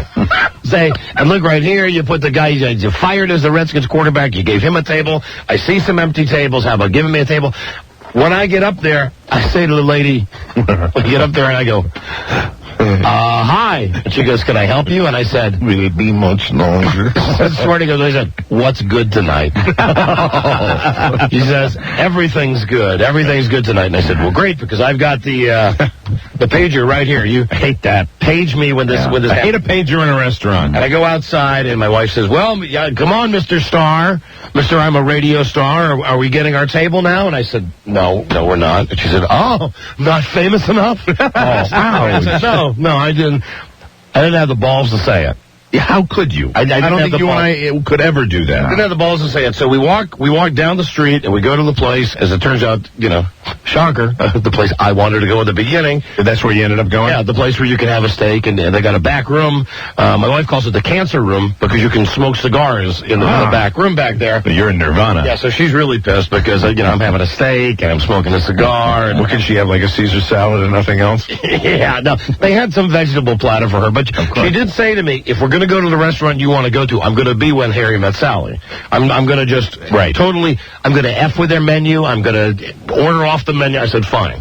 So, of course, there's a 1 hour wait at the Big Bowl. We go down to the cigar and steak place. It's like someone's dropped an anthrax letter in there. The place is empty. We walk in. We go, hi, how about a table? They go, yeah. I go, is the smoking room available? The guy goes, there's no one there. There you go. So we go back. We sit down. We're starting to have a good time. And I said, you know what? I'm really pissed. I'm really pissed that they let Jeff George have that time. Well, that's not right. And then my wife says to me, why don't you go back and say something? And I said, you know what? I'm not only going to say something to the restaurant, I'm going to say something to Jeff George. I'm going to say something. Had you had a martini? Yes. I'm going to say something to both of them. Now, I don't know why, I don't know why I'm mad at Jeff George, because all he did was drop name and get a table. Yeah. So I get up and I leave the restaurant, and my family's sitting there, and I give them the salute like, Daddy's going off to war. Right. I go to the restaurant. I get up front again, the hostess again. She says, oh, hello. Your table's not ready yet. And I said, oh, yeah, I just came to give you back the pager that we decided to go somewhere else. I totally pussy out. But I say, oh, hold on, I see a friend of mine. Can I go over and say hello to him? She says, sure. So I go past the barrier, and now I walk up to Jeff George, right? And I'm thinking, I'm really mad, but I don't know why I'm mad. I don't know what I'm going to say to the guy. It's like, wow. No, I mean, I was wound up about this. You're completely stream of consciousness so doing this. I walk up to him, and the guy's, he's there with his family. I mean, he's having a meal. And I tap him. I do this. I don't tap him. I put my hand on his shoulder. And he turns around. I go, hi, Jeff. And he goes, yeah. And I go, stick my head up. Don Geronimo, Don and Mike Show. And he shakes my hand. And I said, I'm a big fan. Oh, no. And he kind of looked at me for a second. I said, way to go getting a table here tonight. I said, my wife and I, we couldn't get a table. He said, oh, yeah, we get a table here all the time. The food's great. and at that point, we'd like to finish it, sir. I stood there for a second. I said, well, I just wanted to say hi, and big fan. Great year in Minnesota 2 years ago. And then you left the restaurant crying? And then I left. And I go back to my family. Now, keep in mind, I've been gone like 15 minutes, right? And you started out by saying, I spoke to Jeff George. Yes, exactly it. We got back to the restaurant. I sat down. My wife says, well, did you handle things? I said, well, I gave the pager back and told them that we didn't need the, I lied to her about it. I told them we didn't need the pager. Right. We weren't interested, but I felt no need to drop name. And then I went over to Jeff George's table. She said, why'd you do that? I said, I don't know why. It's partly because I was mad, partly because I'm a jock sniffer, partly because, I like to talk about stuff that I do on the radio that's awkward. Absolutely. What did he say? I said, nothing, but he looked like he wanted to strangle me. He really did. Really? Yeah, well, I got the feeling that I interrupted his meal, and once I said that I was from the media and from WJFK, a radio station that's been less than... You son of a bitch. Let me eat my Kung Po. Less than friendly to the Redskins. So I the last thing I said to him was, if you ever want to come on the show... Right. And he just looked at me with dead eyes, and he said, not a chance. Yeah. Wow. I said, okay. Oh, is that what he said? Yeah, not a chance. I said, okay, thanks, big fan, see you later. So the guy that's in the big hole is eating at the big bowl. That's right. That's right. He got in the restaurant. They're not exactly breaking his door down now, are they? Drop some name. But he can still get into the restaurant here. That's right. Because he's a football player. He's a football If you're hero. a football player, if you're a football hero, you write your own ticket. You can do whatever you want. And I don't know why I was so mad that he got the table. I'm madder at the concept of going to a restaurant and when they give you a pager, as if the food at the Big Bowl or the Rio Grande Cafe or any of these goddamn themed restaurants is so great that you got to have a pager. Very scary. To get a table. You got to have a pager to get a table at Clyde's. This is the kind that vibrates and lights up. Yeah, and it was much bigger than this. Yeah, square. Like a coaster. Yeah, right. Almost looked like, Buzz, it was round like spaceship. I don't know why I hate one of those pagers. I hate them. Because it always means, you just can't walk in and get a table. So that was... Which really, in my mind, should mean you just hang a U-turn, go to the next place. Well, that's what I wanted to do. Yeah, you're a smart man. What we ended up doing. So that was the night. And if you're listening, Jeff, how you doing, buddy? Now, do we have the other football player, the one that will talk to us? Is he coming on the show? Well, would you bring me Brett Conway's number, please? And I have to tell you, I had a little weekend also. Nothing to get anybody uptight about or anything, but I'll tease it here. I just want to tell you that my weekend involved police activity. Oh, my. Okay. You got Brett's number? Okay. Hello, Don and Mike Show. Hey, they got call-ahead seating there. That might have been the reason why he blew back last year. Oh, they have call-ahead seating? Yeah, I've gone many a times. You call ahead, and then they say come at this time. Now all bets are off if they have call-ahead seating. All right. Well, I just assumed he went up there and just dropped name. No, well, maybe he did, but I've gone in there before, and yeah, you get some ugly looks if you do the call-ahead seating, and you go by people who've been sitting there for an hour. Hey, but if they have call-ahead seating, that's all that matters. Hello, Don and Mike Show. Hello. Yeah, hi. Yeah, I wanted to comment on, he was saying about, waiting, with pagers in places. Tiffany's in Short Hills Mall, you get a pager and you have to wait. At where? Tiffany's in Short Hills Mall, New Jersey. Oh, my God, damn, that sucks. I'm serious. You have to wait for... You have a pager. And then they page you, and then... You know what you want. Say, you want to buy the most expensive diamond ring there, or whatever. The expensive... they have sets of pearls for $65,000. You have to wait. Now, just think, if you're going to go spend that much money, you have to wait, especially on Saturdays and that's amazing. Wow. Christmas when I'm in New York, I usually eat my breakfast there. Fag joke. A fag joke. I have this debate with my girlfriend all the time when we go out to eat.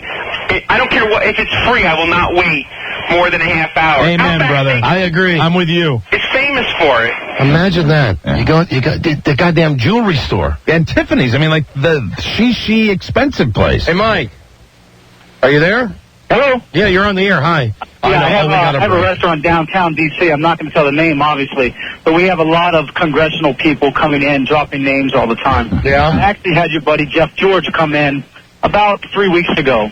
I didn't recognize him at first. He came in and he said, "Do you know who I am?" I looked at him. I'm like, "No." And he got really, really pissed off at me. If you're going to drop a name in a restaurant, I bet you can corroborate this. If you're going to drop a name in a restaurant, drop the maitre d's name, or drop a bartender's name. It's not a really good idea to say, "Hey, do you know who I am?" Yeah. But if you know the guy that runs the joint, that carries some weight, right? Well, yeah, except sometimes they come in, and I'm the owner, and I'm also working the door all the time, and they say, "I know the owner," and I'm like, "Oh, yeah?"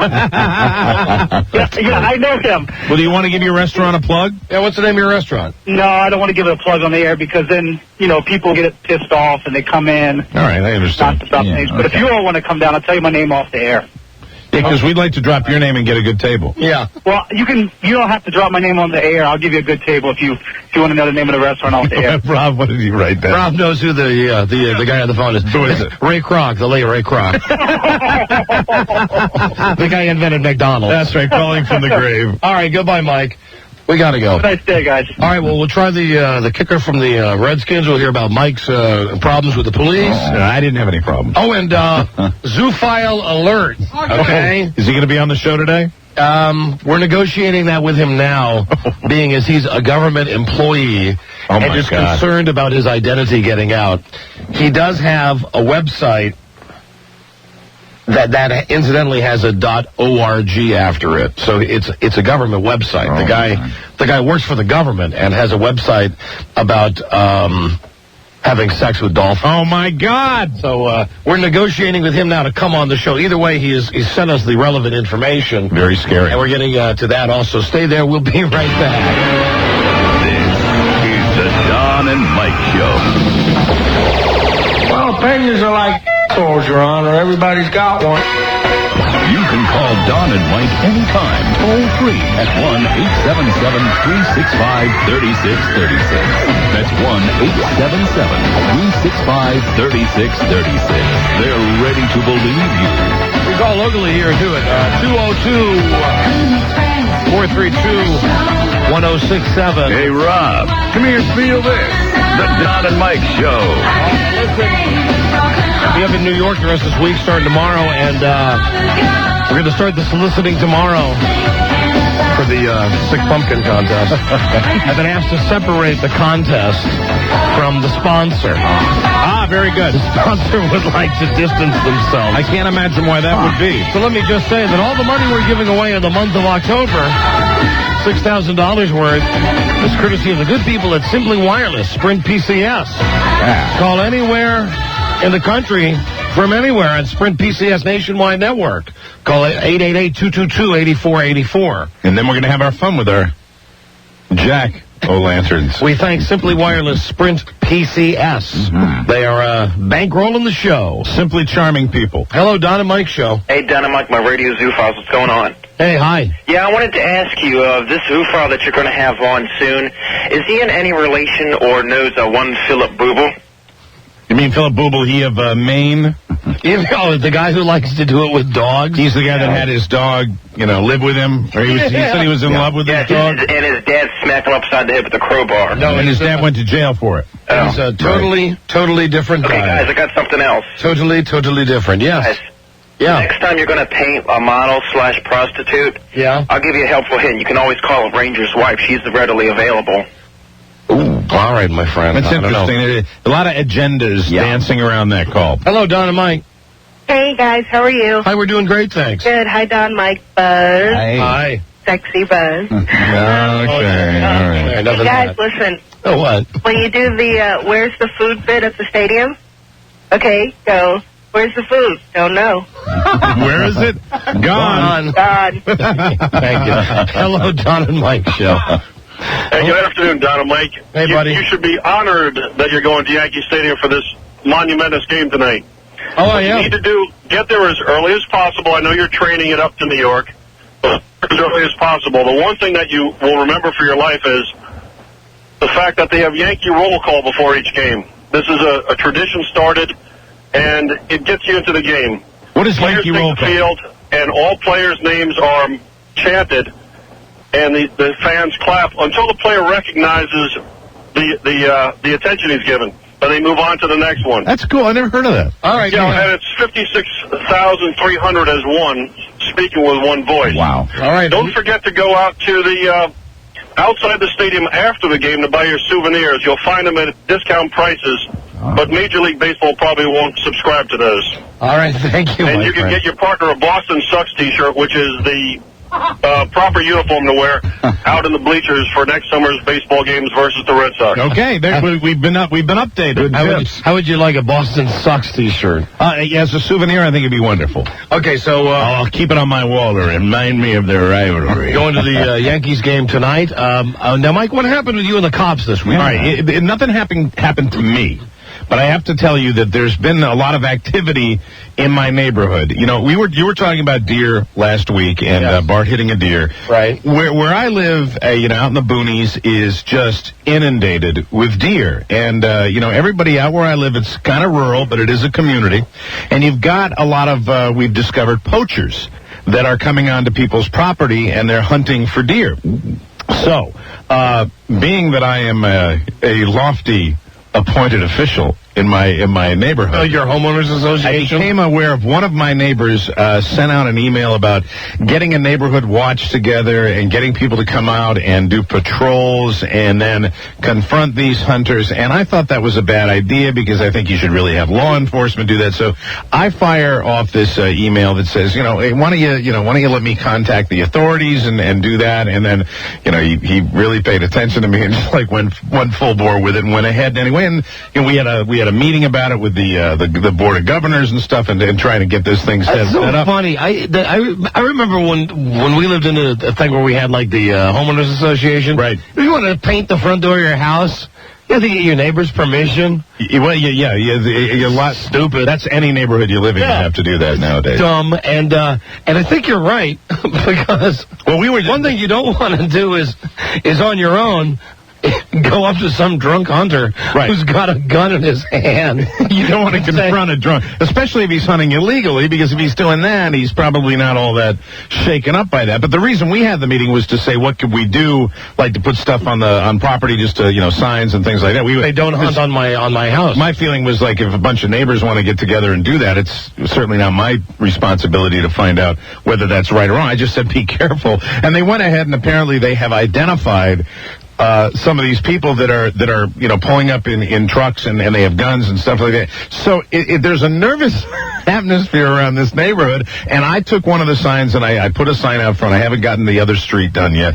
And it's just, I guess, because of these neighborhood watches going on. I don't know all the people that are involved in it, but the neighborhood is now, several people are on a real heightened state of alert.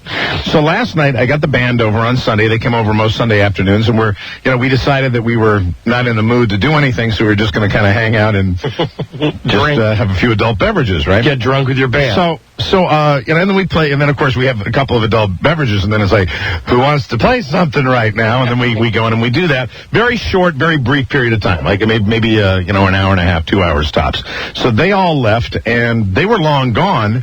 And I'm sitting there and watching TV, and I hear the doorbell ring.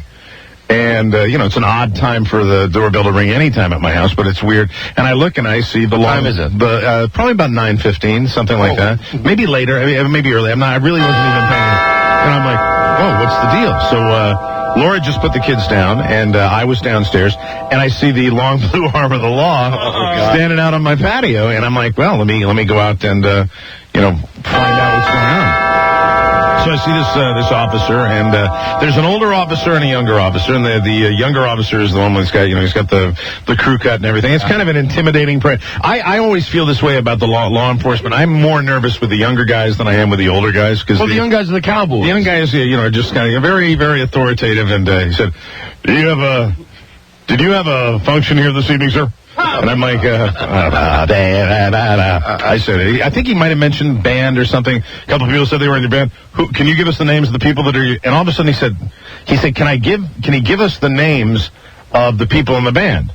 And so, I know all the names of the guys in my band, but I'm suddenly put into that, nervous feeling, and I also had felt a little bit where we've arrested a man identified as Wendell Hall. God, that's what I thought too. And I was saying, no, Wendell hadn't had. Wendell, I swear to God, was completely teetotaling last night. The rest of us weren't. And so he says, we saw two cars pulled over. They were reported by the neighbors as being suspicious vehicles in the neighborhood. I'm like, oh God. And can you give us the names? And he says, can you give us the names of the people that are in your band? So I go down and I'm talking like this a little bit because I was a little relaxed still at that particular time. So you're drunk when the cops arrive. Drunk is it's just a broad overstatement. Okay. I'd had an adult beverage or two. You're buzzed. And just, still buzzed. But I think the guys had left almost an hour since the guys left. So we found two suspicious vehicles. This one gentleman claimed that his cell phone wasn't working and he was using the other person's cell phone. So I said, that sounds a little weird to me anyway, but that's what he said. So I give him down the list of names and he goes, yep. Yep, they're on the list. Okay, we were just checking out, and then I went into the whole spiel about, hey, I hope, I know you guys are getting a lot of calls for hunters out here. I hope you understand that, we don't want to call you out on wild goose chases and stuff, but, the neighbors are concerned, blah, blah, blah. I immediately throw in the fact that I'm president of the Homeowners Association. I always like to do that. But in the meantime, I do the thing that everybody does with cops where you go into this Boy Scout routine where you just want to be, hi, and then Laura comes to the door because she's curious and she wants to know what's going on. And then, so I'm throwing everything at him. I'm throwing the neighborhood homeowners association thing that I will always get to the show. That I drop my name with law enforcement officials as soon as the opportunity presents itself. I said, well, I'm just always concerned. You never want to. And of course, I do that radio show, and I hope that I'm pronouncing my S's and T's, even though I'm standing on the front porch of my own home. And so he says, okay. That's fine. They checked out. We sent them along anyway. We just wanted to make sure that they really were, who they said they were, and they had mentioned your name. Thanks, guys. But I guess if they said, what are you doing in a strange neighborhood, they have to explain whose house they're at, right? So he said, we sent them on their way. There's no problem, Mr. Mayor. Thank you very much. We really appreciate that. And I'm like, okay, thank you. And everything's fine. I've gone over the whole poaching thing in the neighborhood, and now, I hope it's not a wild goose chase. My radio show, and then one of the guys says, yeah, I listen to you. I used to listen to you all the time, yada, yada.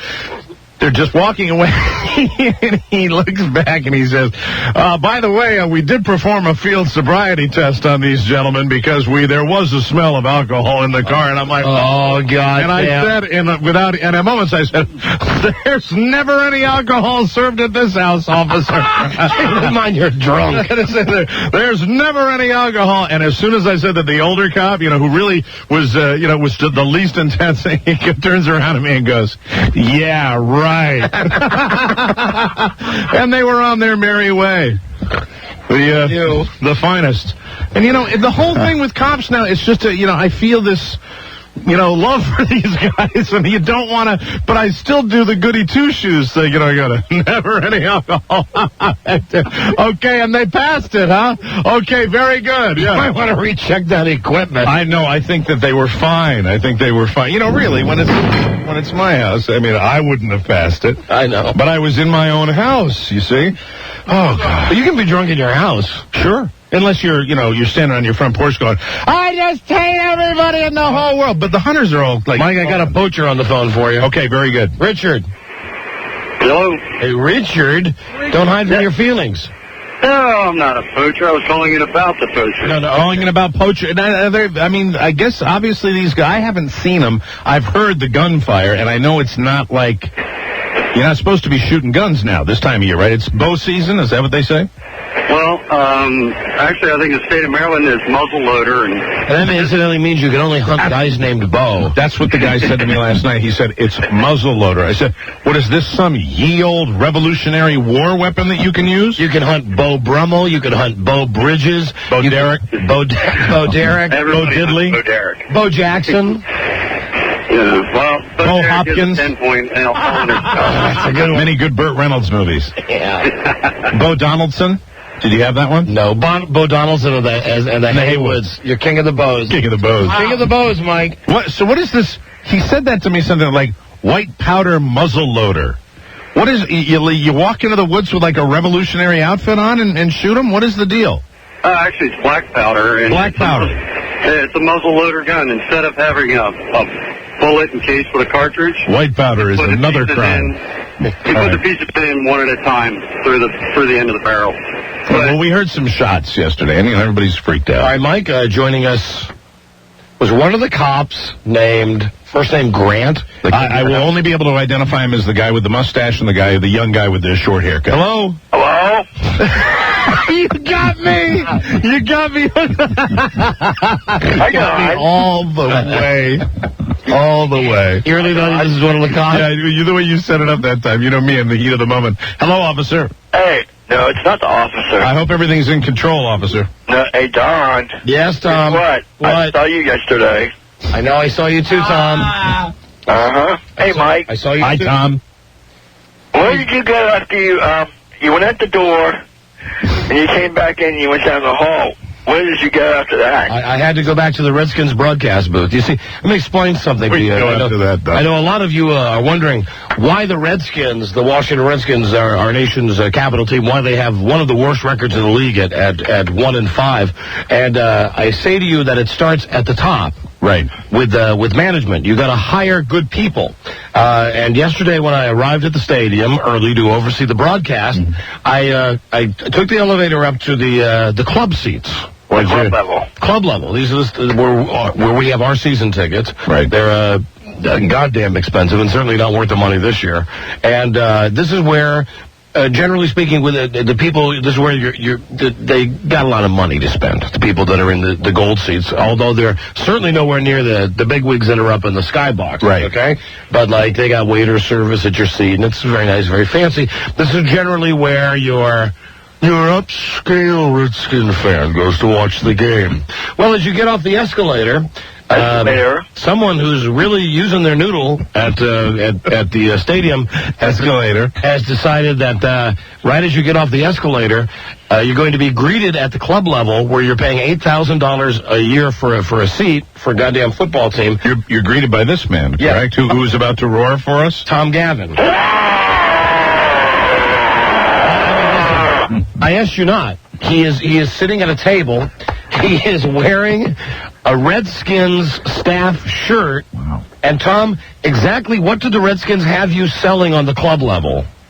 I think he got disconnected. Tom? He accidentally hung up, I think. You know, how many times do we actually interview Tom? And the one time I don't know what he does. All I know he got bored. He lost total interest in what you were saying. Doesn't he sell programs? No. They've got him upstairs as you get off the escalator to the club level.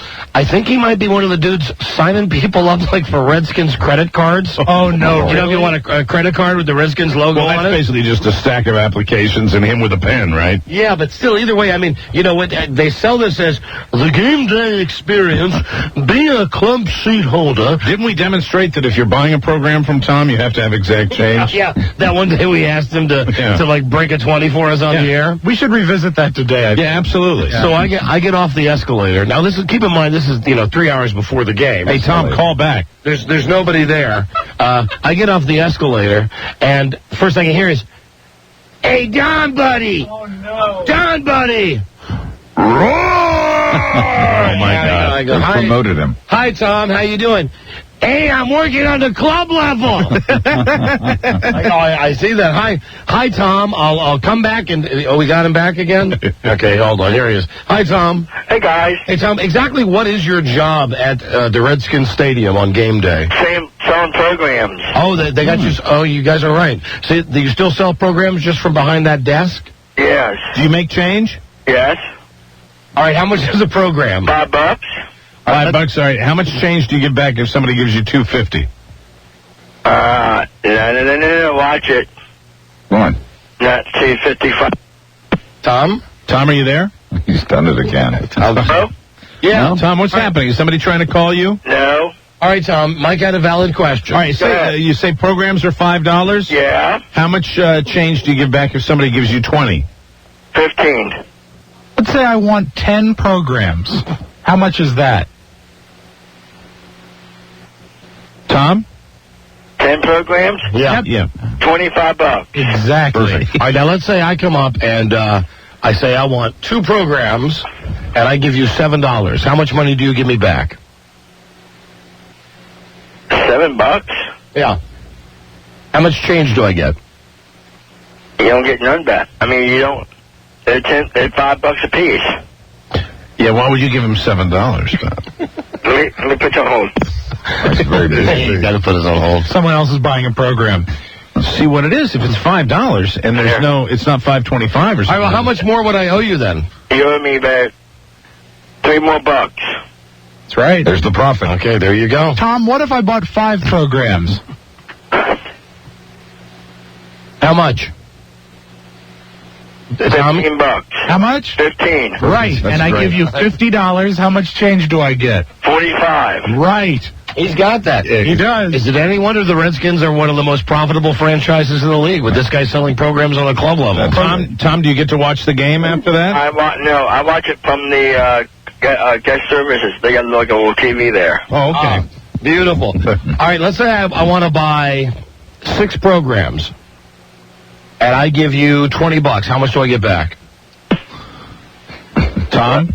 It's not. Tom, is someone trying to call you? Let me see. Let me put you on hold. Okay. Oh, I'd love to know who's funny concept that Tom has call waiting. I bet it's Grossman. You think it's because Grossman's like re-obsessed with the show now. There ain't anybody there. Who's calling you, Tom? I don't know who it is. It's somebody. Right. I don't know who it is. So listen, I want to buy 6 programs. I give you 20. How much do I get back? Let's see. 5, 10, 15, 20, 25. You get $5 back. Perfect. Was that Mr. Snyder trying to call you? No. Have you met Dan Snyder? No. Have you met Marty Schottenheimer? Nope. Have you met any famous Redskins? One of the old Redskins. Who's that? Sonny Jurgensen. You met Sonny? Yeah. Tom. What did you say to Sonny? How are you? How you doing? Tom, you keep doing a great job selling those programs. Come on, Tom. Oh, you're killing me. Okay. Chew on my cigar, Tom. You're killing me. Okay. All right, Tom. Good seeing you yesterday. Hey, I'll see you guys on Friday. Yeah, Friday. Tom's coming in to review movies with Charlie Stossel. Are you excited about that? Yes, I am. Are you excited enough to clap your hands and do that little crazy laugh that you do? Yeah. All right, go ahead. See. Hey, what's up, guys? Yes, he's got to be motivated. He's got to be when he does that. All right, goodbye, Tom. Hey, what's his name? Who? My buddy. Your buddy who? Roy Hill? No. Who is it? Andy Rice? No. Charlie Stuan Sabalat? Yeah, where's Charlie? Why do we spend so much time with this? Hi, Tom. Hey, Charlie. Hi, Tom. God damn. La, la, la. All right. Bye, Tom.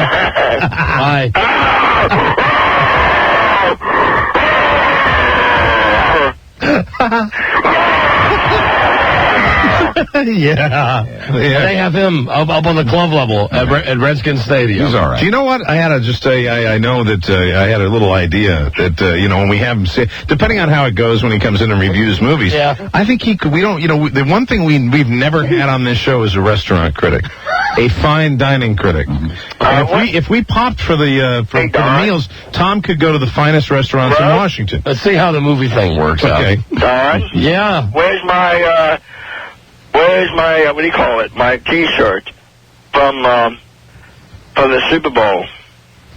Remember, you said you were going to get Tom up. Oh, yeah, okay. I'll get you one, Tom. Okay. I'll get you a Yankee shirt tonight. Okay. All right. Bye. Bye-bye. Get your programs $5 each, or 10 for $15. Fantastic. Hello, Don and Mike show. Hello? Yeah, hello.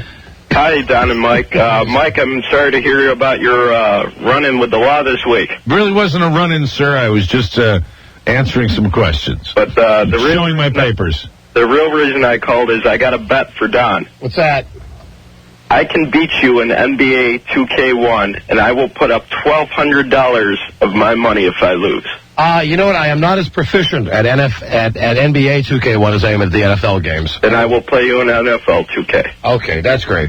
Come on over. I'll see you. Bye-bye. Hello, Don and Mike. How am I supposed to take these guys up on their challenges to play video games for money? It's called cash on the barrelhead. They have to walk in with a stack of hundreds. Hello, Don and Mike. Hey, how you doing? Hey. Hey, it's John from New York. Hi, John. Hi. Huh?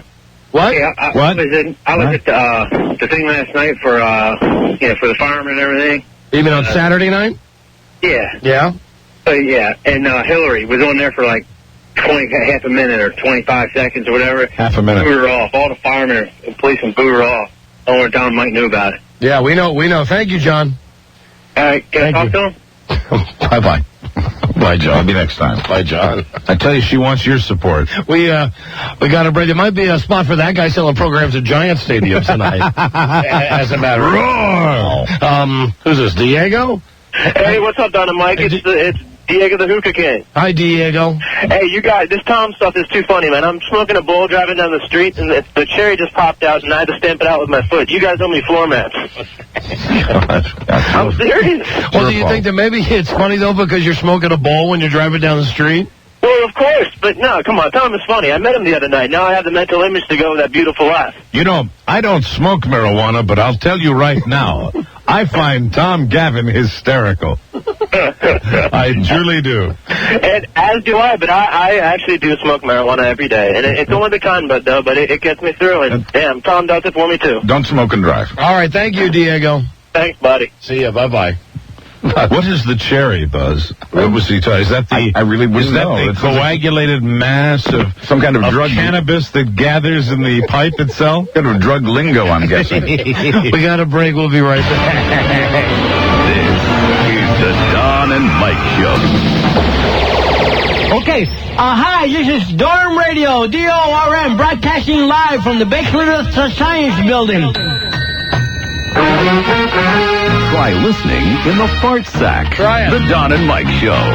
Here's our phone number, national number 877-365-3636. From the most powerful city in the free world, 202-432-1067. Let's see, Alex, hello there.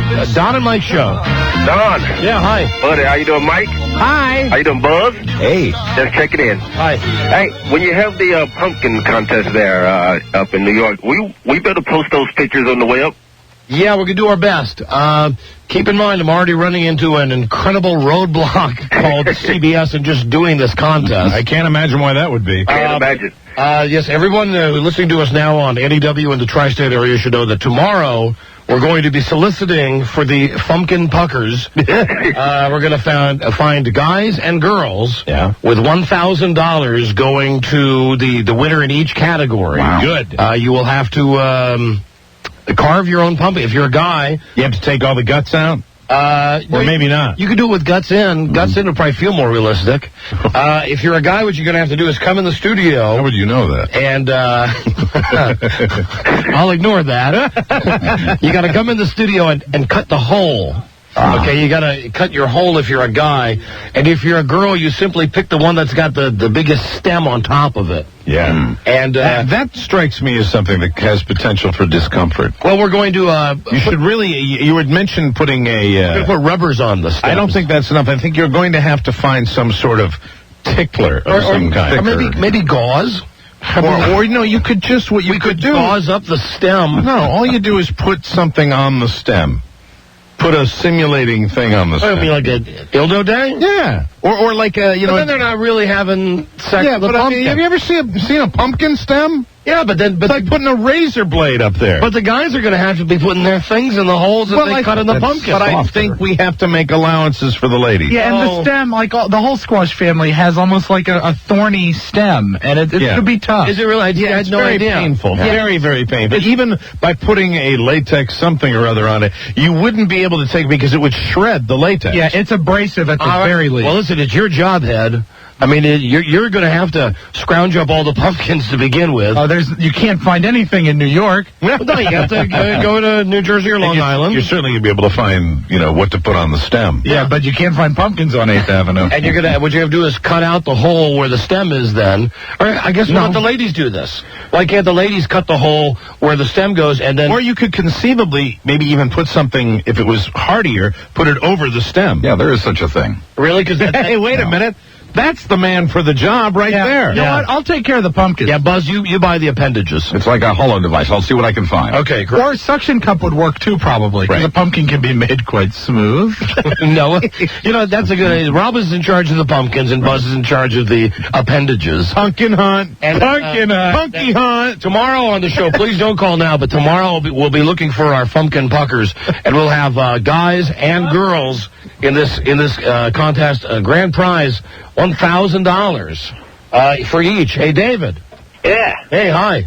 Hey, what's going on, guys? You guys should use those gourd type pumpkins for the girls. They look just like the thingies that they need to look like, and are going to scrape up the girls. No, I like the idea of using a regular pumpkin and having something on the stem. Well, because technically then the girls will be sitting on the pumpkins. Right. I mean, they'll be... Exactly. If you get the mental picture, the girls would be like, this guy's talking about using a zucchini-type product. No. What I picture is the girls in the production room, what they're doing is they just kind of lower themselves onto the pumpkin for the hot pumpkin action.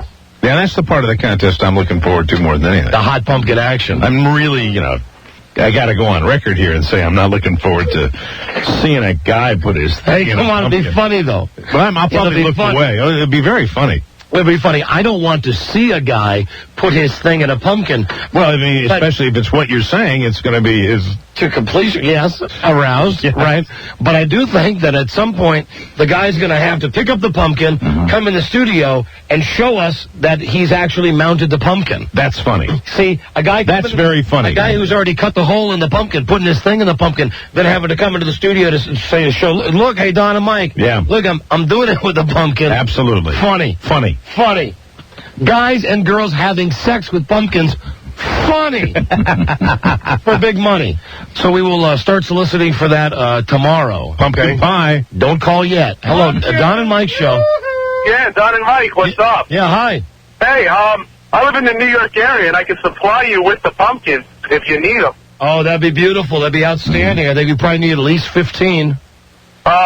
Is there anyone I can talk to? Can you put me on hold? I can gladly get them for you. Absolutely. Do you have a business or something? My family owns a farm, so... I was going to give you a plug. Do you want a plug for something?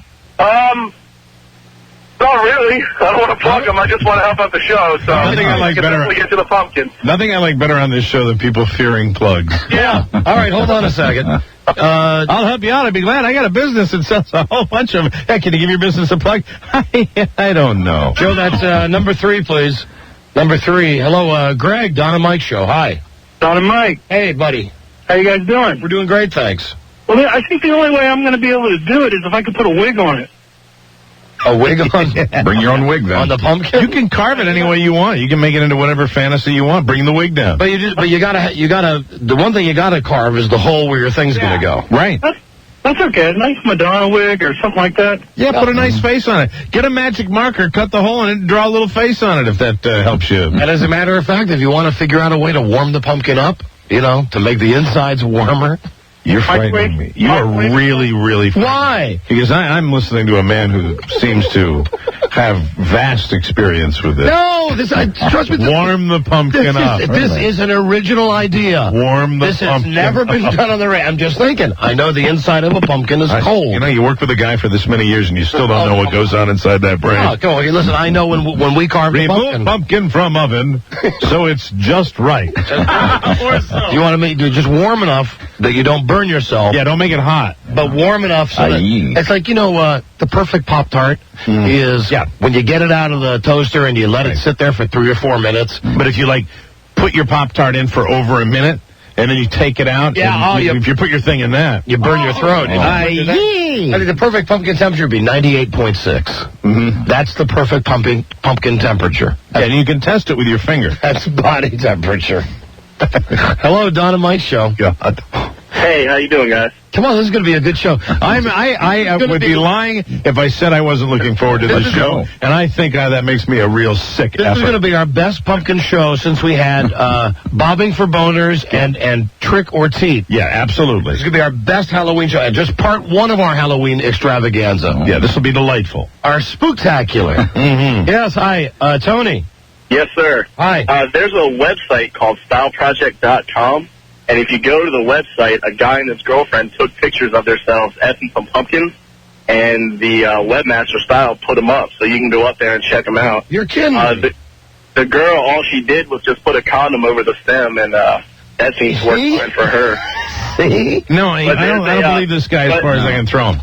Oh, you don't believe him? No, absolutely not. I'm telling you, I'd never heard of this before. This is just an idea I came up with. The condom over the stem. I'm just thinking simple logistics there. The stem is like it's like a cracked fingernail. Hello, Don and Mike show. What's up, Don? What's up, Mike? Hey, Nate. What's up, Bizuz? Hey. Rizal.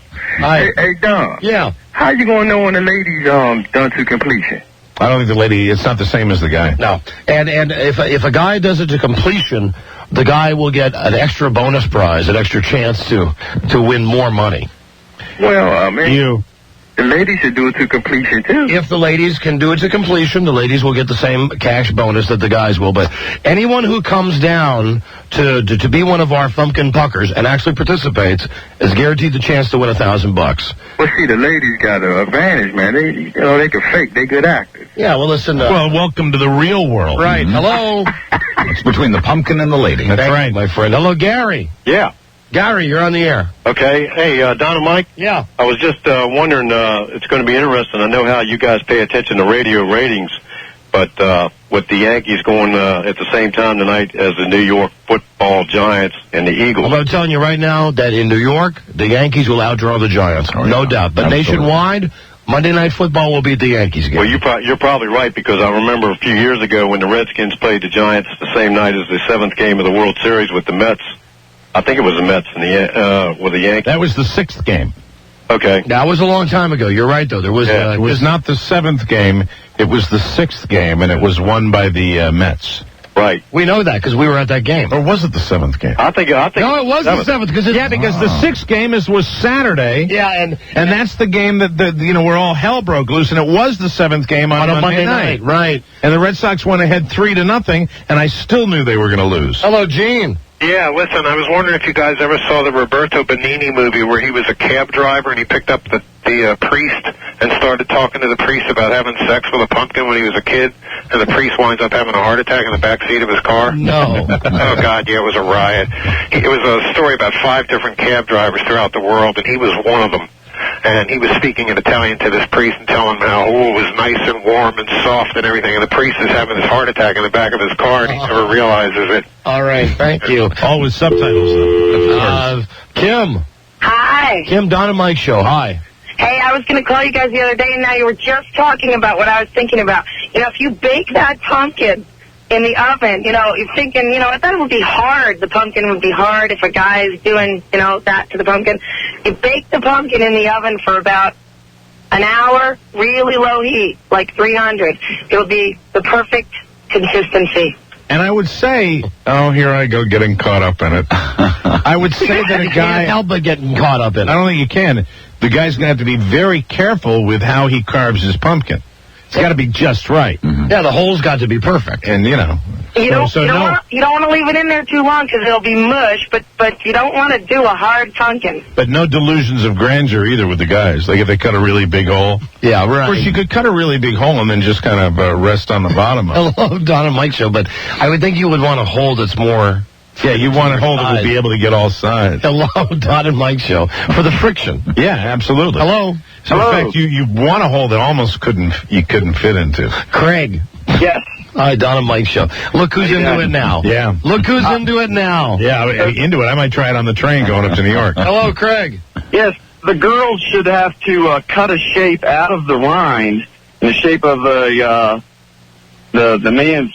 Oh, come on. How skilled are we? You want skilled artisans coming down here? Are you kidding me? See, the men still have to use the actual pumpkin. Now you're talking about putting something else. What is wrong, sir? What is on wrong the pumpkin for the women? With taking the stem thing and just putting it on top of the stem? Listen, girls will be riding pumpkins. I mean, they're going to be riding pumpkins. Why you care? The thing, picture this in your mind. Remember that thing you had when you were a kid? That big giant blow-up ball that had like that ring on top of it, and kids would bounce up and down on top of it. Oh my God! Now you're bringing children. No. That's what it's like. That's what the girls are going to be doing with the pumpkins. Much like the children. Well, I don't think they can do it that way, Don. But if the rind is, you'll have a smashed pumpkin on you. Well, no. I mean, not literally, but what if they'll they be doing, bounce. The motion of the girl going up and down on the. Yeah, I think all you need is a pumpkin and a woman on top of the pumpkin, and in between, whatever's comfortable. There you go. Thank you, Craig. Okay. Now listen, we got to get to the Dolphin sex thing. Although everybody's calling with the pumpkin thing. Stefan. Hey, Don. Yeah.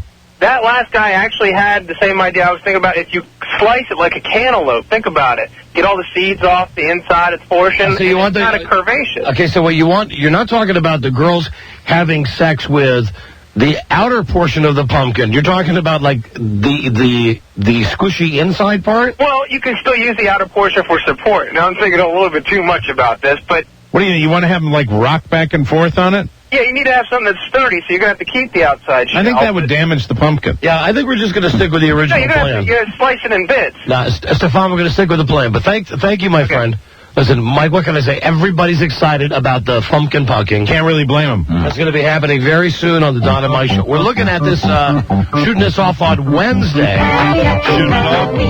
Shooting the contest off. Oh, very good. And what we're going to be doing is start the soliciting tomorrow. And I guess tomorrow's going to be the only day to solicit, so the people come down to NEW on Wednesday for the contest. Absolutely. Hey, kids. It's almost time, kids. The clock is ticking. Be in front of your TV sets for the Horathon. And remember the big giveaway at 9. Don't miss it. And don't forget to wear your masks. The clock is ticking. It's almost time.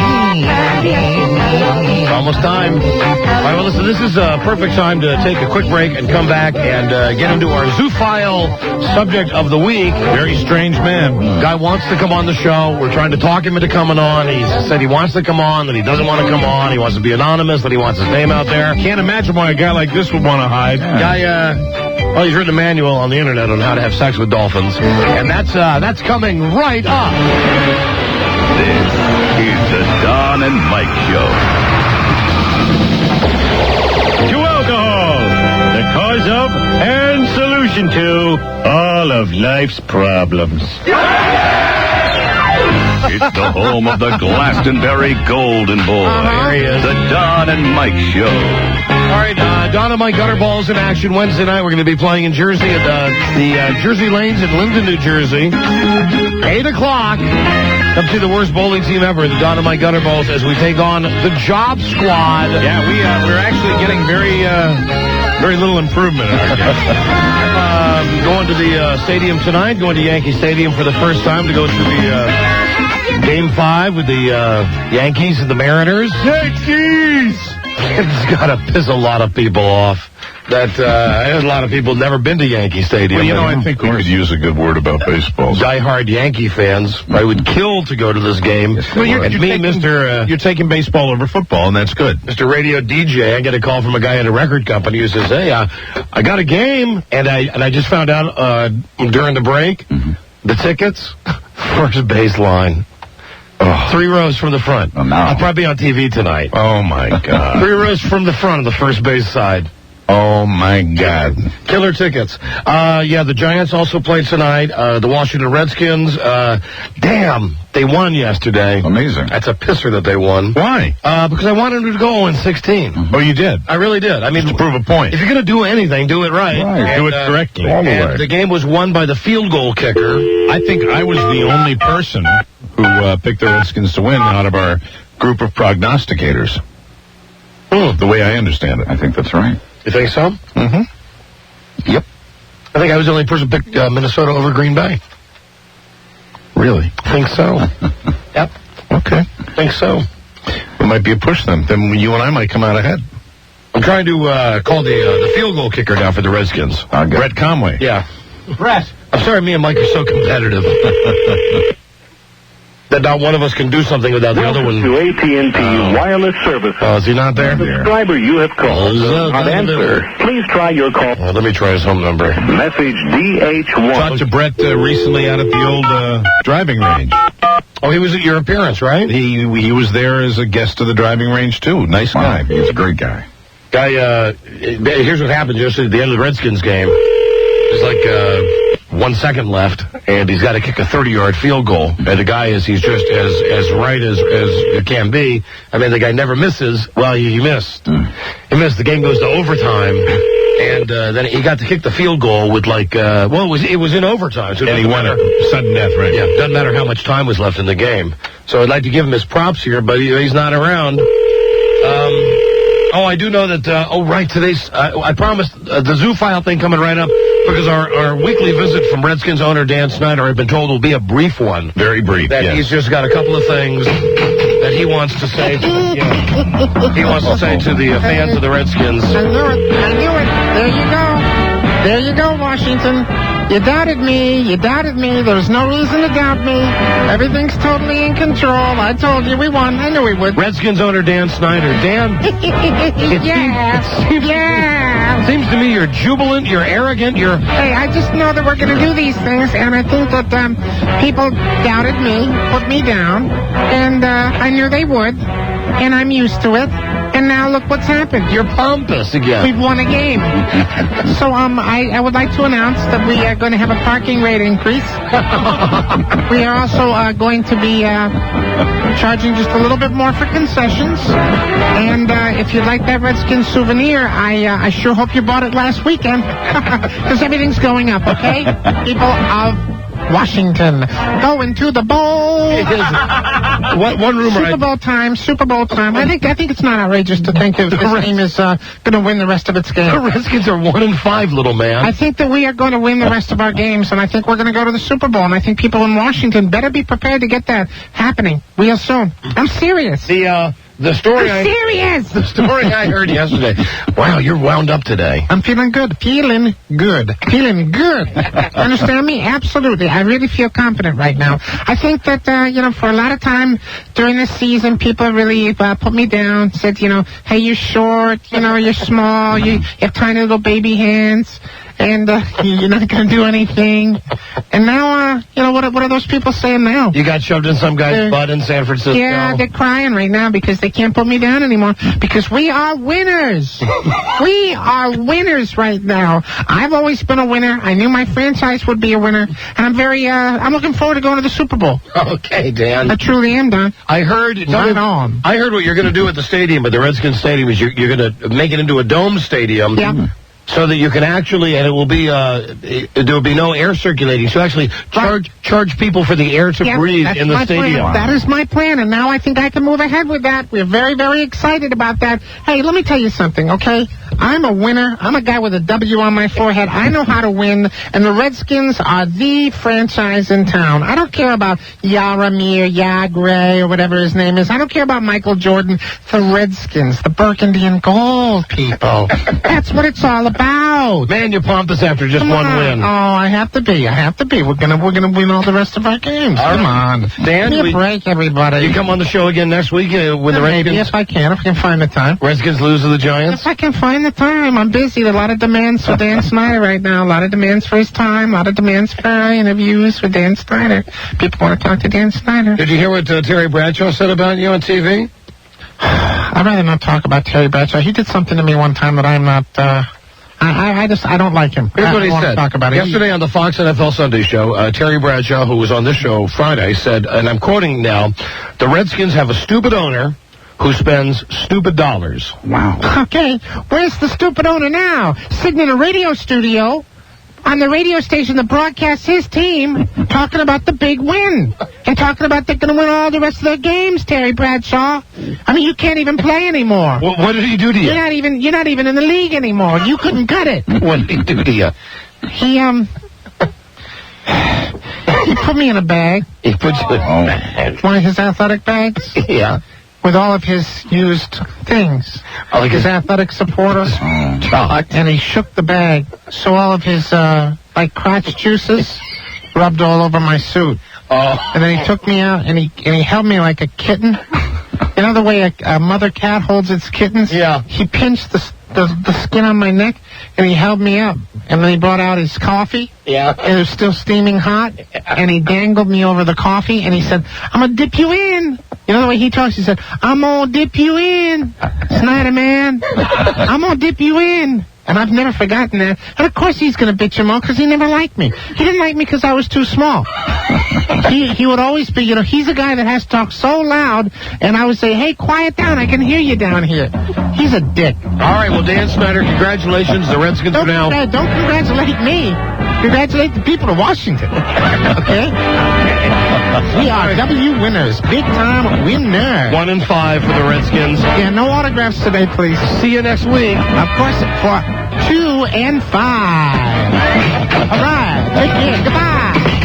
Very pompous he is, Dan. Wow. Today. Man, you'd think they were undefeated. Very pompous. All right. So silly to be getting that excited that quickly. Yeah, the field goal kicker from the Redskins is not available to come on the show now. We are still waiting on a decision from, I'm not going to read the guy's name, okay? The guy works in the government. The guy called the show Friday, said he's a zoophile, said that he's got a website about having sex with dolphins. Well, he doesn't want his name. Is his name on the website? Yep. Yep. So he doesn't want his name to be publicized. Correct. And he's not sure if he even wants me to give out the website. Wow. But I'll probably do it anyway at the end of the break. Maybe as a public service. Yes. Why is he worried he might be doing something illegal? Now, let me see. It says, hello. I'm going to read you from the website now. Well, hello. Kids, get ready for some great zoophile fun. They call it Flipper. Hello. Firstly, introductions all around. My name is... blank. Musician, pre-vet student, and delphinic zoophile. Pre-vet? Oh, that's reassuring. People are always wondering what the hell zoophilia is. Zoophilia is best described as a love of animals so intimate that the person and the animal involved have no objections to expressing their affection for each other in sexual fashion. This is right there. I'm almost queasy. This is not to be confused with bestiality, where a person forcefully mates an animal without their consent and with no mutual feelings whatsoever. This is something I would never do to a dolphin, since I love them dearly. And I treat them with the same respect that an honest husband would have for his wife and children. Dolphins are intelligent, emotional, and expressive creatures. They enjoy the company of humans, and if a relationship develops between a human and a dolphin, as has happened with me, they will on occasion wish to express their trust and affection for you in the most direct way. All right. Through mating or sex play. Oh, stop. You see, dolphins do not use sex purely for procreative reasons. They use it as a way of strengthening the bonds between pod mates. Yeah, what dolphin told you that? And also for fun.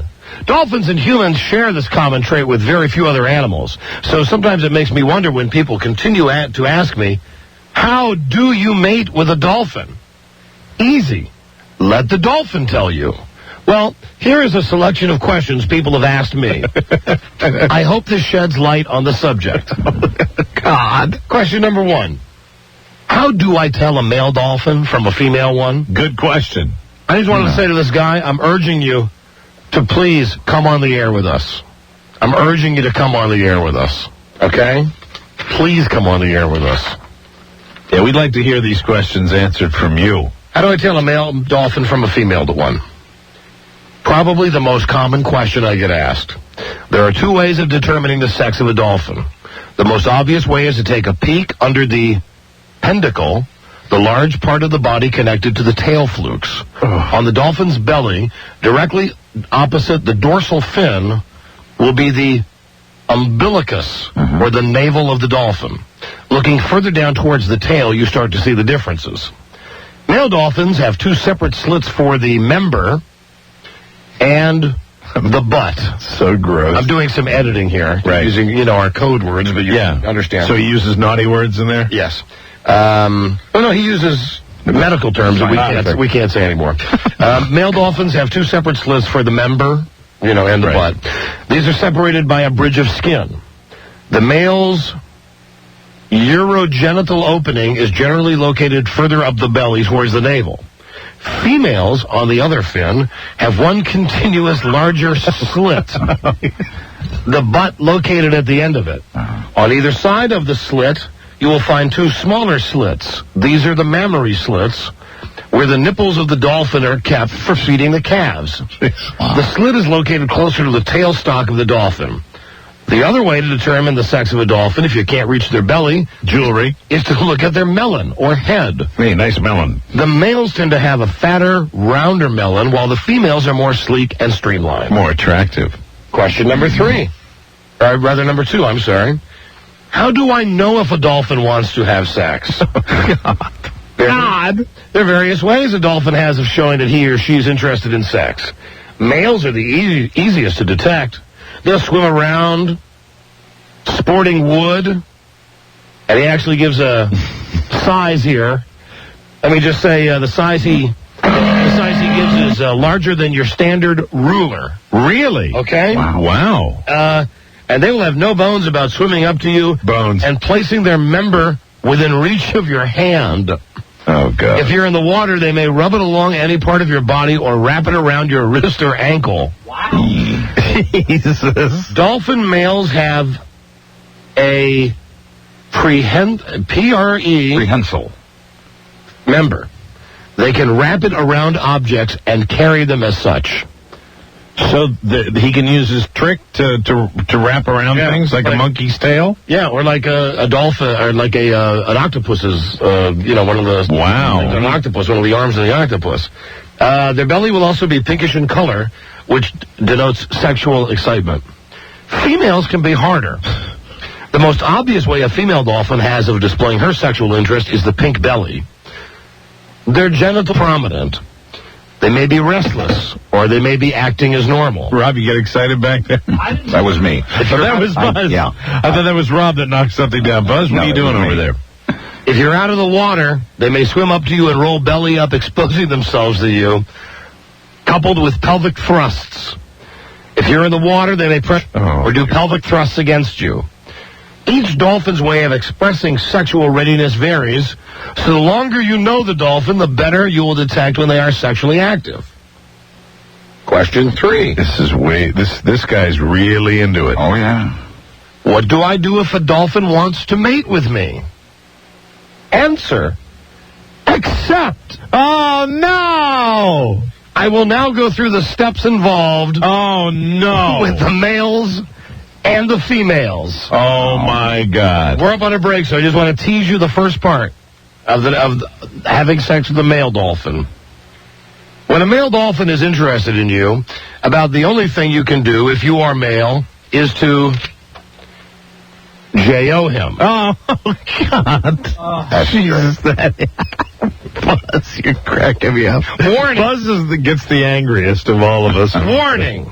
In the considerations of safety, you should never let a male dolphin attempt anal with you. Oh, my God. The bottlenose dolphin member is around 12 inches, very muscular, and the thrusting and the force of the completion could cause serious internal injuries. Spoken like someone who knows. Unless you are the masochistic type, you'll have a hard time explaining your predicament to the doctors in the emergency ward. Oh, God. He claims that if you are to J.O., or rather have relations with a male dolphin, when the male dolphin completes, it would shoot nearly 14 feet. Which is why you should never you should not have anal. I guess so. With let the dolphin have anal with you. Well, that's a good thing to know, Don. All right, well, we are, listen, we're just in the beginning stages of the get-go stages. Of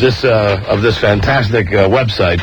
So, stay there. Who'd have thunk it? He's got a little more to go here on the males, and, then he talks about the females and ways to have parties with dolphins. My God. And hey, they'll be your friends for life. What can I say? It's a good website, and we'll be right back. This is the Don and Mike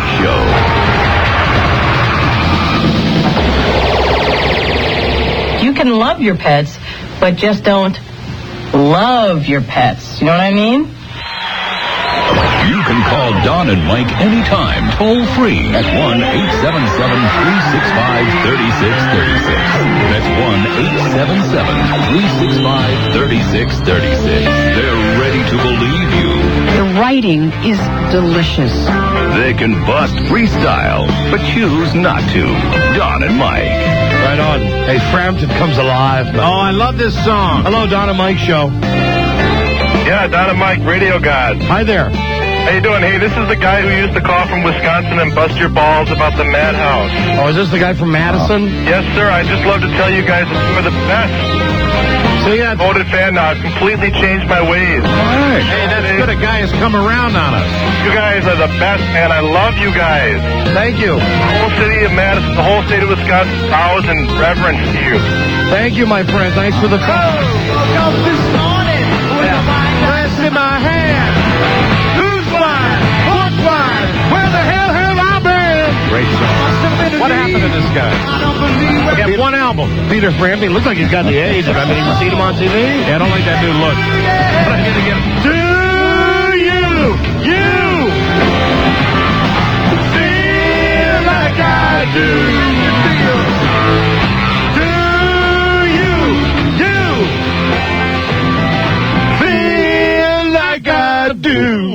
could do a little harmony there, but sounded pretty. I wanna thank you. Good time, good time, good time, good time. I remember when I was a disc jockey that the big rumor was that when he was saying, I wanna thank you with his guitar, that he was saying, I wanna F you. Yes. I wanna thank you. Thank you. And I said, one day I was actually having a meeting with someone who said, well, if he's saying I want to F you, he wouldn't say over and over to his audience, F you, because he goes, thank you, thank you, thank you. I saw Richie Sambora doing that the other night. It might have been on Saturday Night Live. Were they on Saturday Night Live Saturday night? Bon Jovi? Nope, they were on. Well, I know that they were on the show on VH1, the New York show. Yeah, I think they were on Saturday Night Live. I thought they were, and he had that little tube in his mouth. Oh, that thing. It's kind of a weird device. It is. All right, hey, listen, very Dolphin-like. Phil, thank you. Hey, thank you guys. Keep up the good work. Thanks for the call. We got to get back to our lead story today. Zoo files in the news. We're going to get into the good stuff now, so bear with me. They call him Flipper, faster than lightning. Okay, now we were just talking about why you shouldn't have anal. You should not let a male dolphin. Well, I know the answer to that. I think I know the answer to that. Okay, a male dolphin's, you know what, is roughly S-shaped, tapered at the end. If you're in the water with them, it's best to support the dolphin on his side just under the water with one hand and handle him with the other. Handle him. This is about J-O-ing the dolphin. Male dolphins, I find, tend to prefer the base of the rubbed. Well, who doesn't? It feels very much like the rest of the dolphin, i.e., smooth and rubbery to the touch, but firmer. And when you say i.e., you mean i.e. It doesn't take long for the male to complete, around 40 seconds to a minute. And this is usually... That's like me. This is usually accompanied by either shuddering just prior to completion, or that flipper sound, or thrusting, tail arching during completion. The force of the completion can be powerful at times, so it's best to keep your face out of the line of fire. Oh, my God. Or keep this thing underwater. You can attempt to... No, I can't say this. What you do to a popsicle? You can attempt to do that on the end of it while J-O-ing it as well, but be warned, God, do not try to Linda Lovelace it and get the hell out of the way before he completes. I'd like to know where this guy finds all this time to spend with the dolphin. If you were to do this to a male dolphin, if you were to, while you're J-O-ing and popsicle it, a male dolphin could snap your neck in an accidental thrust, and that would be the end of the relationship, as it would kill you. Wow. Now, on to... the females. You know, I was going to say, well, that's okay. No, it's not. Well, the females are a little trickier. They call him Flipper. There are two courses of action with a female fin. J-O-ing or mating. Female dolphins, once they show interest in you, can be supported in the same way as the male. One hand under the fin, supporting her, the other doing the work. The nasty. How do I say this word? The little man in the boat, right, of the female is located at the top of the lollipop. Or you could just turn yourself into the authorities, which is what you really should do. But with the oral aspect, you might end up with a bruised nose as they thrust up into you. I would that the necks would be snapped here. Mike, you can slide your hand gently in and feel around, warm and muscular. Feel around! Like tough, squishy sponge when they're excited. Don't be surprised if they start to play with your hand while inside them. Well, they have very manipulative muscles and can use them to carry and manipulate objects, including your hand. I bet. Their completion, the female completion, is coupled with stiffening, shuddering, thrusting, clenching of the muscles of the sugar walls, and sometimes vocalization. Mating. This is harder. Obviously, being human, it's awkward, but not impossible to mate in open water. It's easier to have the dolphin in a shallow area and around 1.5 to 2 feet of water. This is usually comfortable for both you and the dolphin. Gently, you roll the dolphin on her side so she's lying belly towards you. Prop yourself up on an elbow and lie belly to belly against her. Belly to belly. You may want to use the other arm to gently hold her close. You're a real foxy dolphin, aren't you? And place your archer body against you, taking you inside. Of wriggling and shifting, usually to get comfortable both outside and inside. Once comfortable, though, females initiate a series of muscular sugar wall contractions that rub the entire length.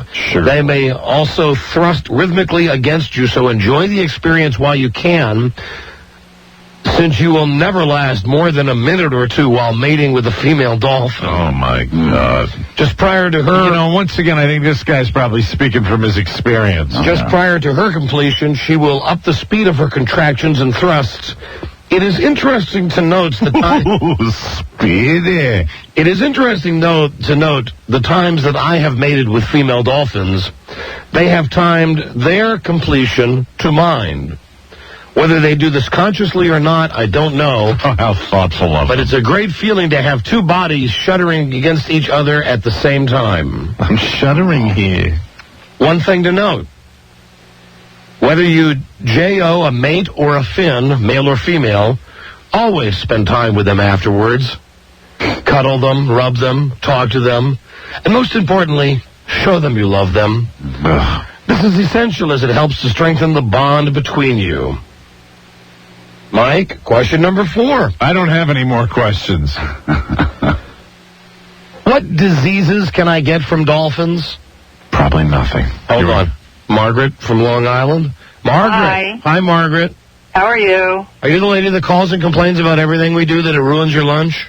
No, okay. I love everything that you do. Oh, thank you, Margaret. Actually, my brother and I listen during work, and we get like zero work done all afternoon. What can we do for you, Margaret? Well, I was just sitting here thinking about the segment you're doing now, and I was thinking maybe you should call it Daddy Day, Dolphin Day, and make it like Chapter 2. Daddy Day, Dolphin Day. There you go. All right, thank you, Margaret. Okay, All right, bye. Thanks for the call. Okay, bye. What diseases can I get from dolphins? What diseases can I get from a dolphin? Can I give them any? Yeah. I've had no experiences with STDs from dolphins, so I can't rightfully say. Yeah, he reserves that normally for his dog. I do know, however, you can pass the flu between you along with other respiratory problems. I got a cold when a dolphin sneezed on me once. Oh, my God. You can also pass skin irritations onto them if you handle them with chafed or broken skin. Just like a human, it's best to be clean when you handle a dolphin. Is there any way I can invite a dolphin to be J.O.'d? Well, yes. If they're hanging around but not looking excited, and you are, you can invite them this way. Male and female dolphins can be invited by rolling on their sides, again, but instead of going straight to the slit, rub their bellies between their pectoral fins along the navel, and every once in a while over the slit. Foreplay. If they're responsive, they'll show the signs of excitement as described. You can proceed. If, however, they are not responsive, they will swim away or turn upright. Do not force the issue with a dolphin. Trying to restrain them will only break their trust in you and can cause you serious injury. I bet. I hope so. Pat them, stroke them, talk to them lovingly, but do not try anything else. It's best anyway to let the dolphin tell you when they are ready. Oh, God. Right. And we're almost done with this. Where can I find a dolphin to mate with? Oh, no. Aquariums are a bad choice for many reasons. I bet. Too public, the dolphins are not in their natural habitat, night visits are impossible. Some may have extreme enclosures which may be accessible, but that's no guarantee. Best thing is sometimes find a beach or a cove the dolphins frequent. It takes time to develop a relationship with the dolphin to the point where they will let you mate with them. Although I've been with some dolphins that have been as quick as 3 days to let me mate with them. Gaining their trust takes time, and you need to visit frequently. This is impossible for some people, I understand, but it's the best way. Sometimes you just need to be in the right place at the right time. I've been extremely lucky on 2 occasions with wild dolphins. And my current mate is a dolphin who lives in the harbor of my residence city. Oh, my God. Well, I hope this is of use to whoever's interested. One final note. You should love a dolphin Not because of the sexual relief they can provide, but because they're a unique animal. One of the few wild animals that seek the company of man by their own initiative. This is special. Do not abuse it. Right. Yeah, don't abuse it, you sick F. And this guy doesn't want to come on the show. I can't imagine why. He doesn't want to come on. But he thinks we'll make it ugly. He's got a whole website. So Wild Dolphin. That's right. It's amazing. Hey, who knows? Before long, maybe you'll be screwing Dan Marino. Don Shula, Mercury Morris. Oh, fantastic. Jim Kick. But be careful and don't force yourself. Yeah, don't force yourself. Is that wild? Hey, if you're out there listening, come on the show. Yeah, we'd love to talk to you. Come on. I mean, I read the website as much as I could read. I don't know if any of that got deleted. Yeah, and get yourself in a therapist chair also. That's, well... You can't say his name. No, I can't. But it's dolphinsex.org. If you want to check it out. There you go. Check it out. So, there you go. God damn. That's, as sick as the guy is who we had on the show who wanted to do his dog all the time, there's something a little... It's sicker. To, the way he writes it. Here's the way, the instruction manual. J-O-ing a dolphin. And I'm looking, but I'm looking at this dolphin. It's smiling. Hello, Jim. Yeah.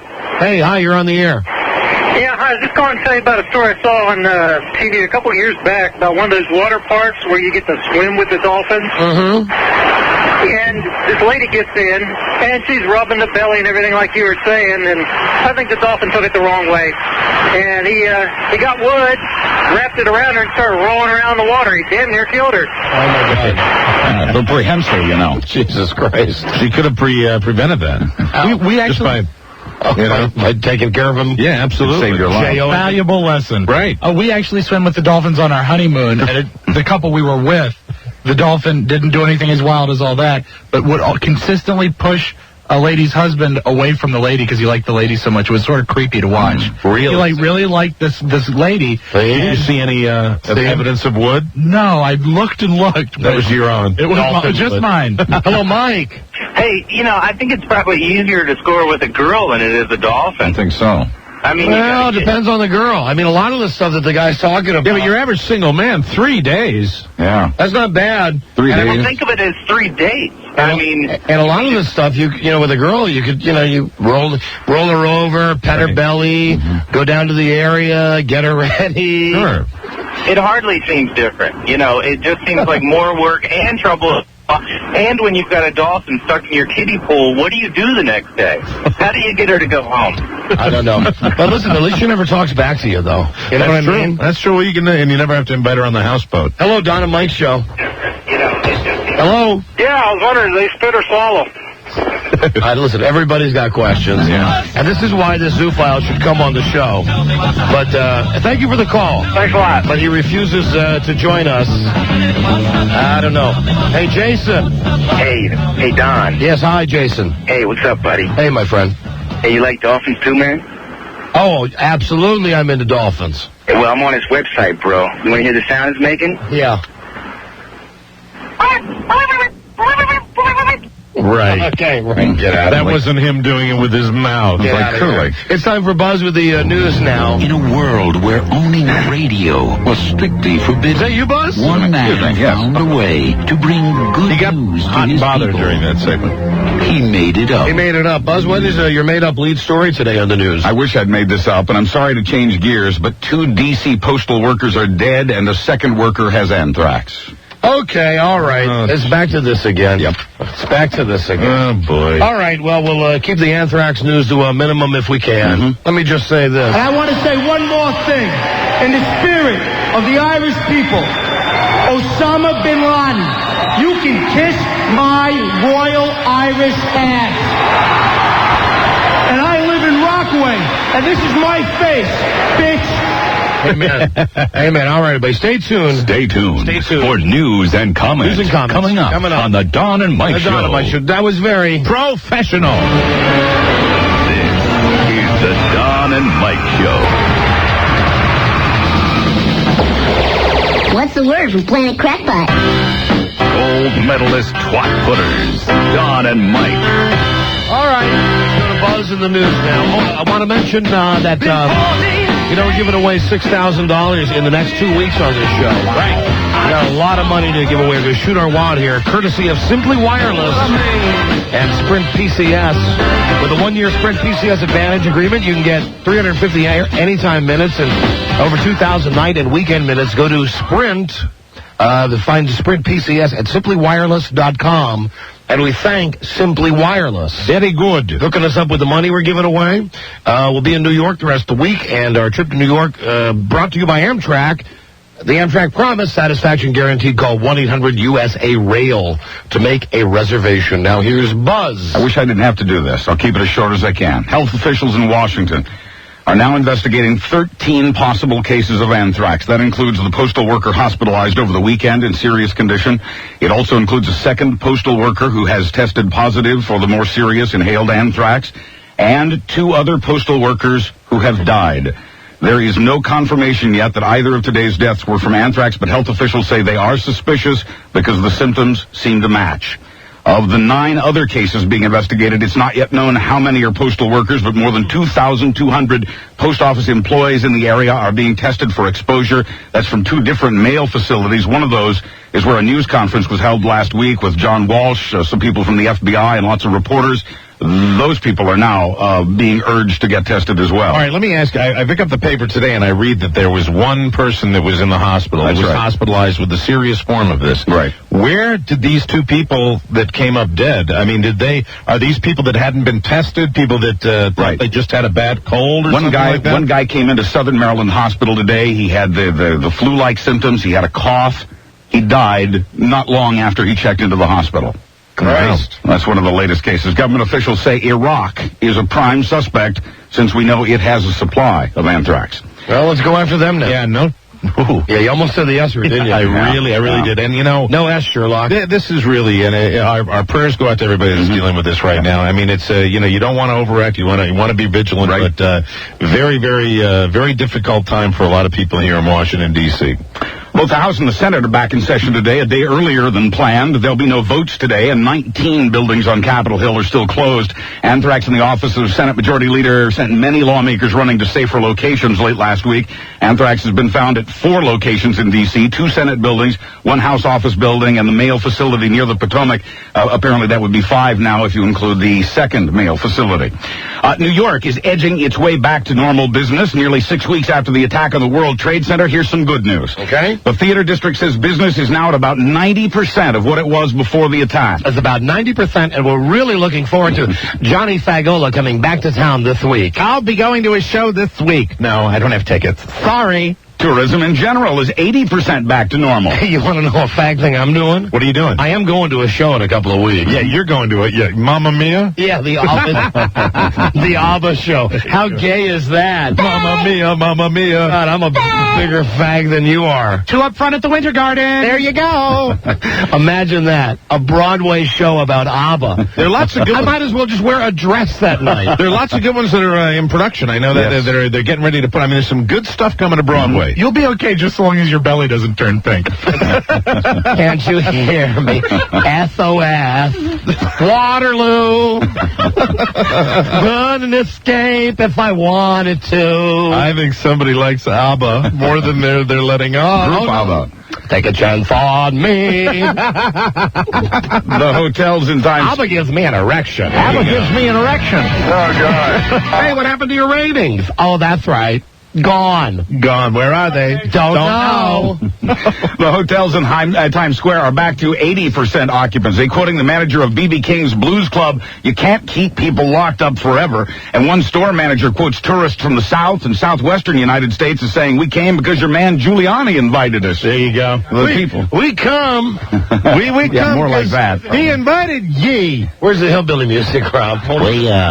We was fixing to go to the Florida. No, we was going to go to Dixie Stampede down in Myrtle Beach. We was going to have it where they get you the chicken to eat with your hands, but then we saw Rudy Giuliani. Is he a Jew? No, he's Italian. He's Italian? Yes, he is. Isn't that Rudy? Isn't that a girl's name? I heard him on the TV saying, come to New York and spend some of ye Yankee dollars. So, we was fixing to go down south, but then we decided we'd come up north to New York to party with ye. And I found the greatest thing on the street. What's that? A hat that says, New York effing City. There you go. I love that. It said the word right there. It says the word. I was walking down and they showed me this bag of cashews with this crunchy, sugary stuff on them. They was good. I said, thank ye. And listen to this. You want a pretzel? You can get one from this man right on the street. Sell it to you. And they are big. You get some mustard for that pretzel? Absolutely. And I bought me one of them Rolex watches. It's fine. $7. I was walking down and we got a rain shower and these guys just popped up right out of the sidewalk and handed them to me. Said they was from Ghana. The umbrella man, you mean? Yes, sirree. They had a whole big cardboard box of these things, and I popped it open, walked 3 blocks, and them damn thing broke. We come because your man Giuliani said we should come. That's right. Your man. We appreciate ye. The people who run the ESPN zone in Times Square give credit to baseball fans, quoting a spokeswoman, the Yankees are helping us tremendously. And I want to tell you the most amazing thing. What would that be, ye? We got in a taxi cab. Yes.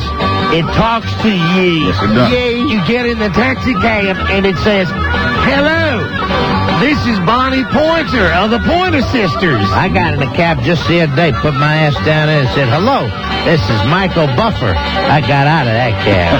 I don't like him. How come they don't have Darryl Waltrip in the cabs? Good question. Or Dale Jr. Or Reba.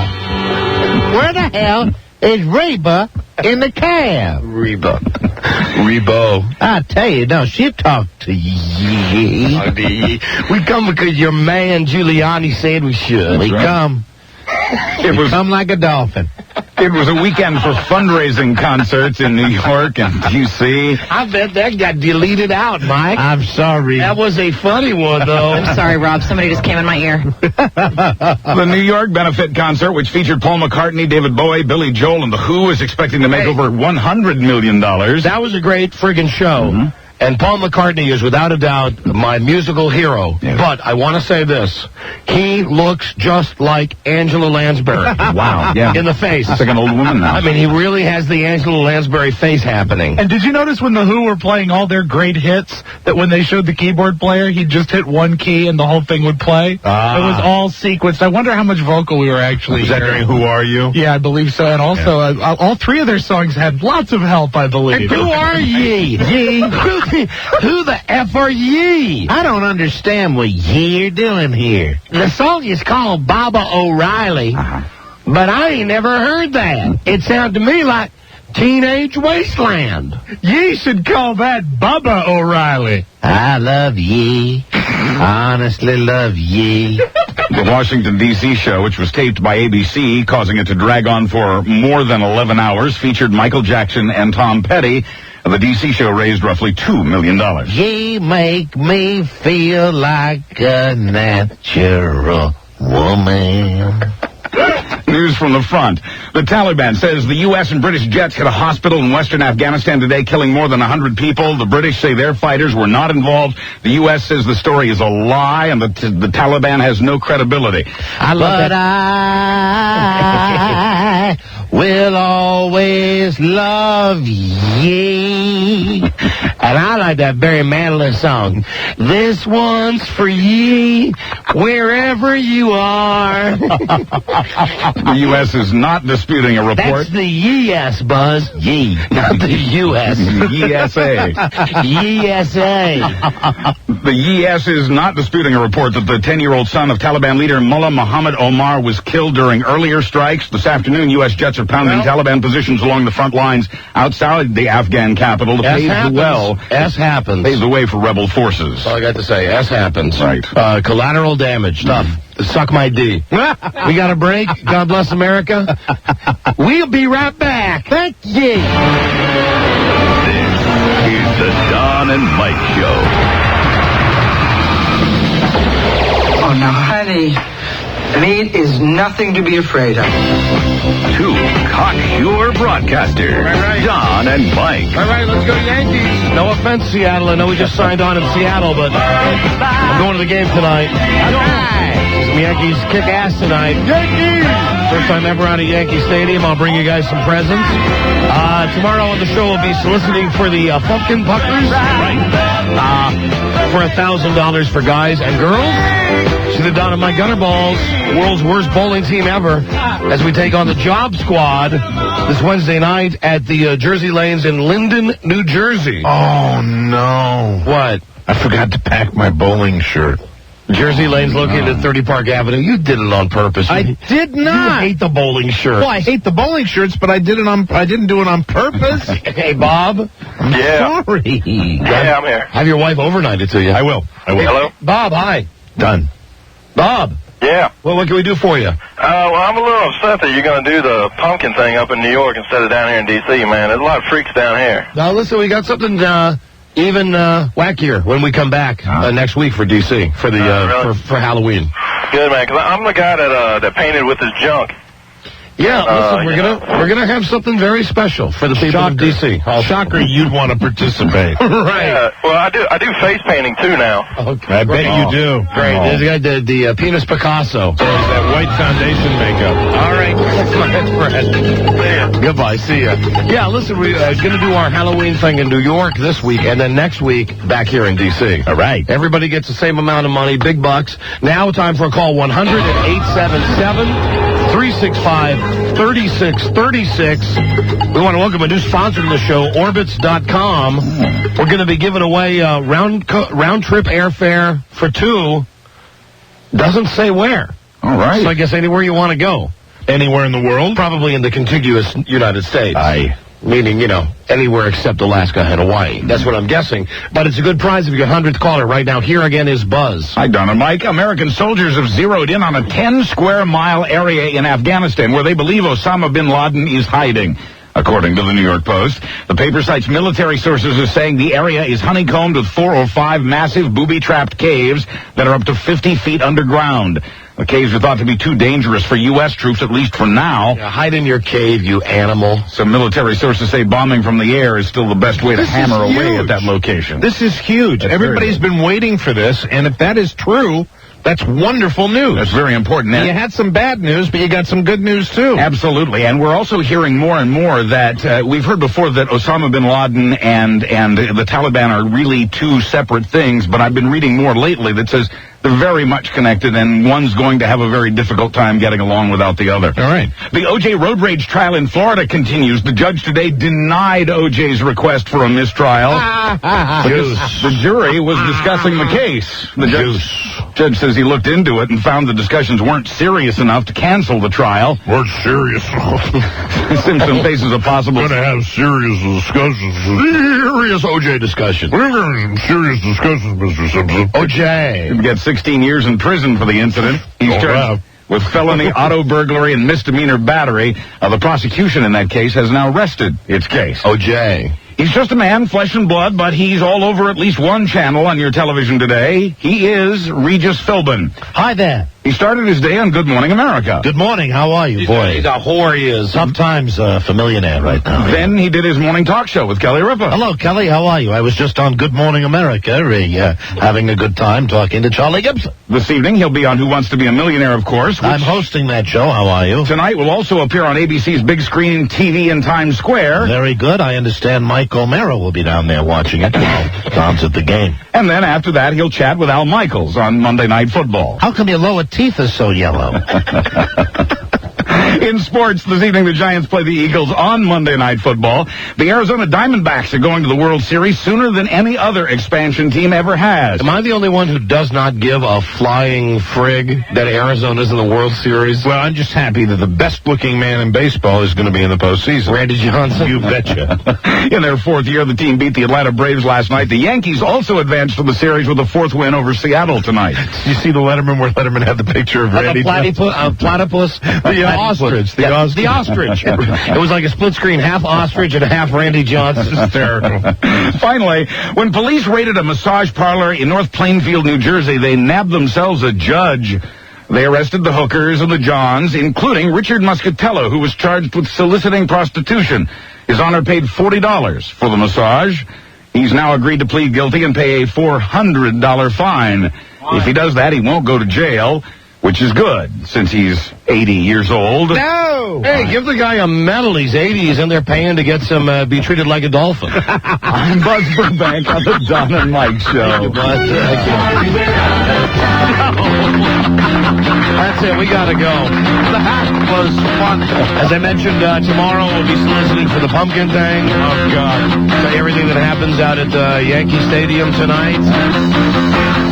Big show tomorrow live from New York. Thank you for listening, everybody. And that's it. Yeah, we got to cut out. We got to go catch our train. Hello there, Don and Mike Show. Yeah, I'm calling 100. Yes. Correct. What's your name? Benny Record. Come again? Benny. Benny what? Record. R-I-C. Ricola. Benny, where you from? Woodbridge. Benny, listen, you've won round-trip airfare for two from Orbitz.com. Visit planet Earth via Orbitz.com. That's Orbitz with a Z. The travel site with the most low fares, proudly created by the world's leading airlines. Thank you for listening, Benny. Thank you. Thank ye. Hold on a second. Let me just check with Tammy to see exactly where you get to fly on this thing. We got about 1 million of these trips to give away. Anywhere where you'll find Dolphin. Hello. Hey, hi, Tammy. It's us. Hi. Hey, listen, this Orbitz.com. Yes. The airfare, where can people go with the airfare? They can fly anywhere in the continental U.S. Wow. Does that include Alaska and Hawaii? No, it does not. Then it's the contiguous. Well, okay, well, there you go. Contiguous. No, the continental United States. Right. Just what she said. Or contiguous. I just like using the word contiguous. Contiguous would be Alaska and Hawaii. No, it would not. No, it would not. Contiguous means contiguous connected. means all connected, all together. Oh, so continental and contiguous are synonyms. Well, not in this case, actually, because Alaska, for example, on the same continent, but not contiguous. Yeah, but I want to know one thing. College guy. Where do babies come from? Hey, college guy, I believe I just got something right. And I got it wrong. I think so. Now raise the goddamn flag. Anywhere in the Great 48. Go ahead. I was wrong. I did not know the word contiguous. Hey, Scott. Hey, Todd. You know that word right now. I missed out on a bag of candy. All right, Tammy, thank you. You're welcome. Bye-bye. Contiguous. Yeah. Contiguous means connected? There you go. That's right. Gotcha. You are connected. Gotcha. Where's my knowledge? Gone. Where'd it go? Don't know. All right, we'll see you tomorrow. Thanks for another good show, everybody. Thank you for all the calls. Good day to you, sir. Good day to you, sir. Good day to you, sir. Good day to you, sir. And Rob. Hey, Todd. Hey, throw that Santa Claus hat in the air just like Sydney. Tyler Moore. You might just make it after all. Watch the pins, Mike. We will see ye tomorrow. Bye-bye. When we meet again, this is Sammy Davis Jr. saying, be kind, be nice, and I hope the next performer has the pleasure of having as nice an audience as you've been tonight. And let me leave you swinging. This is the Don and Mike Show.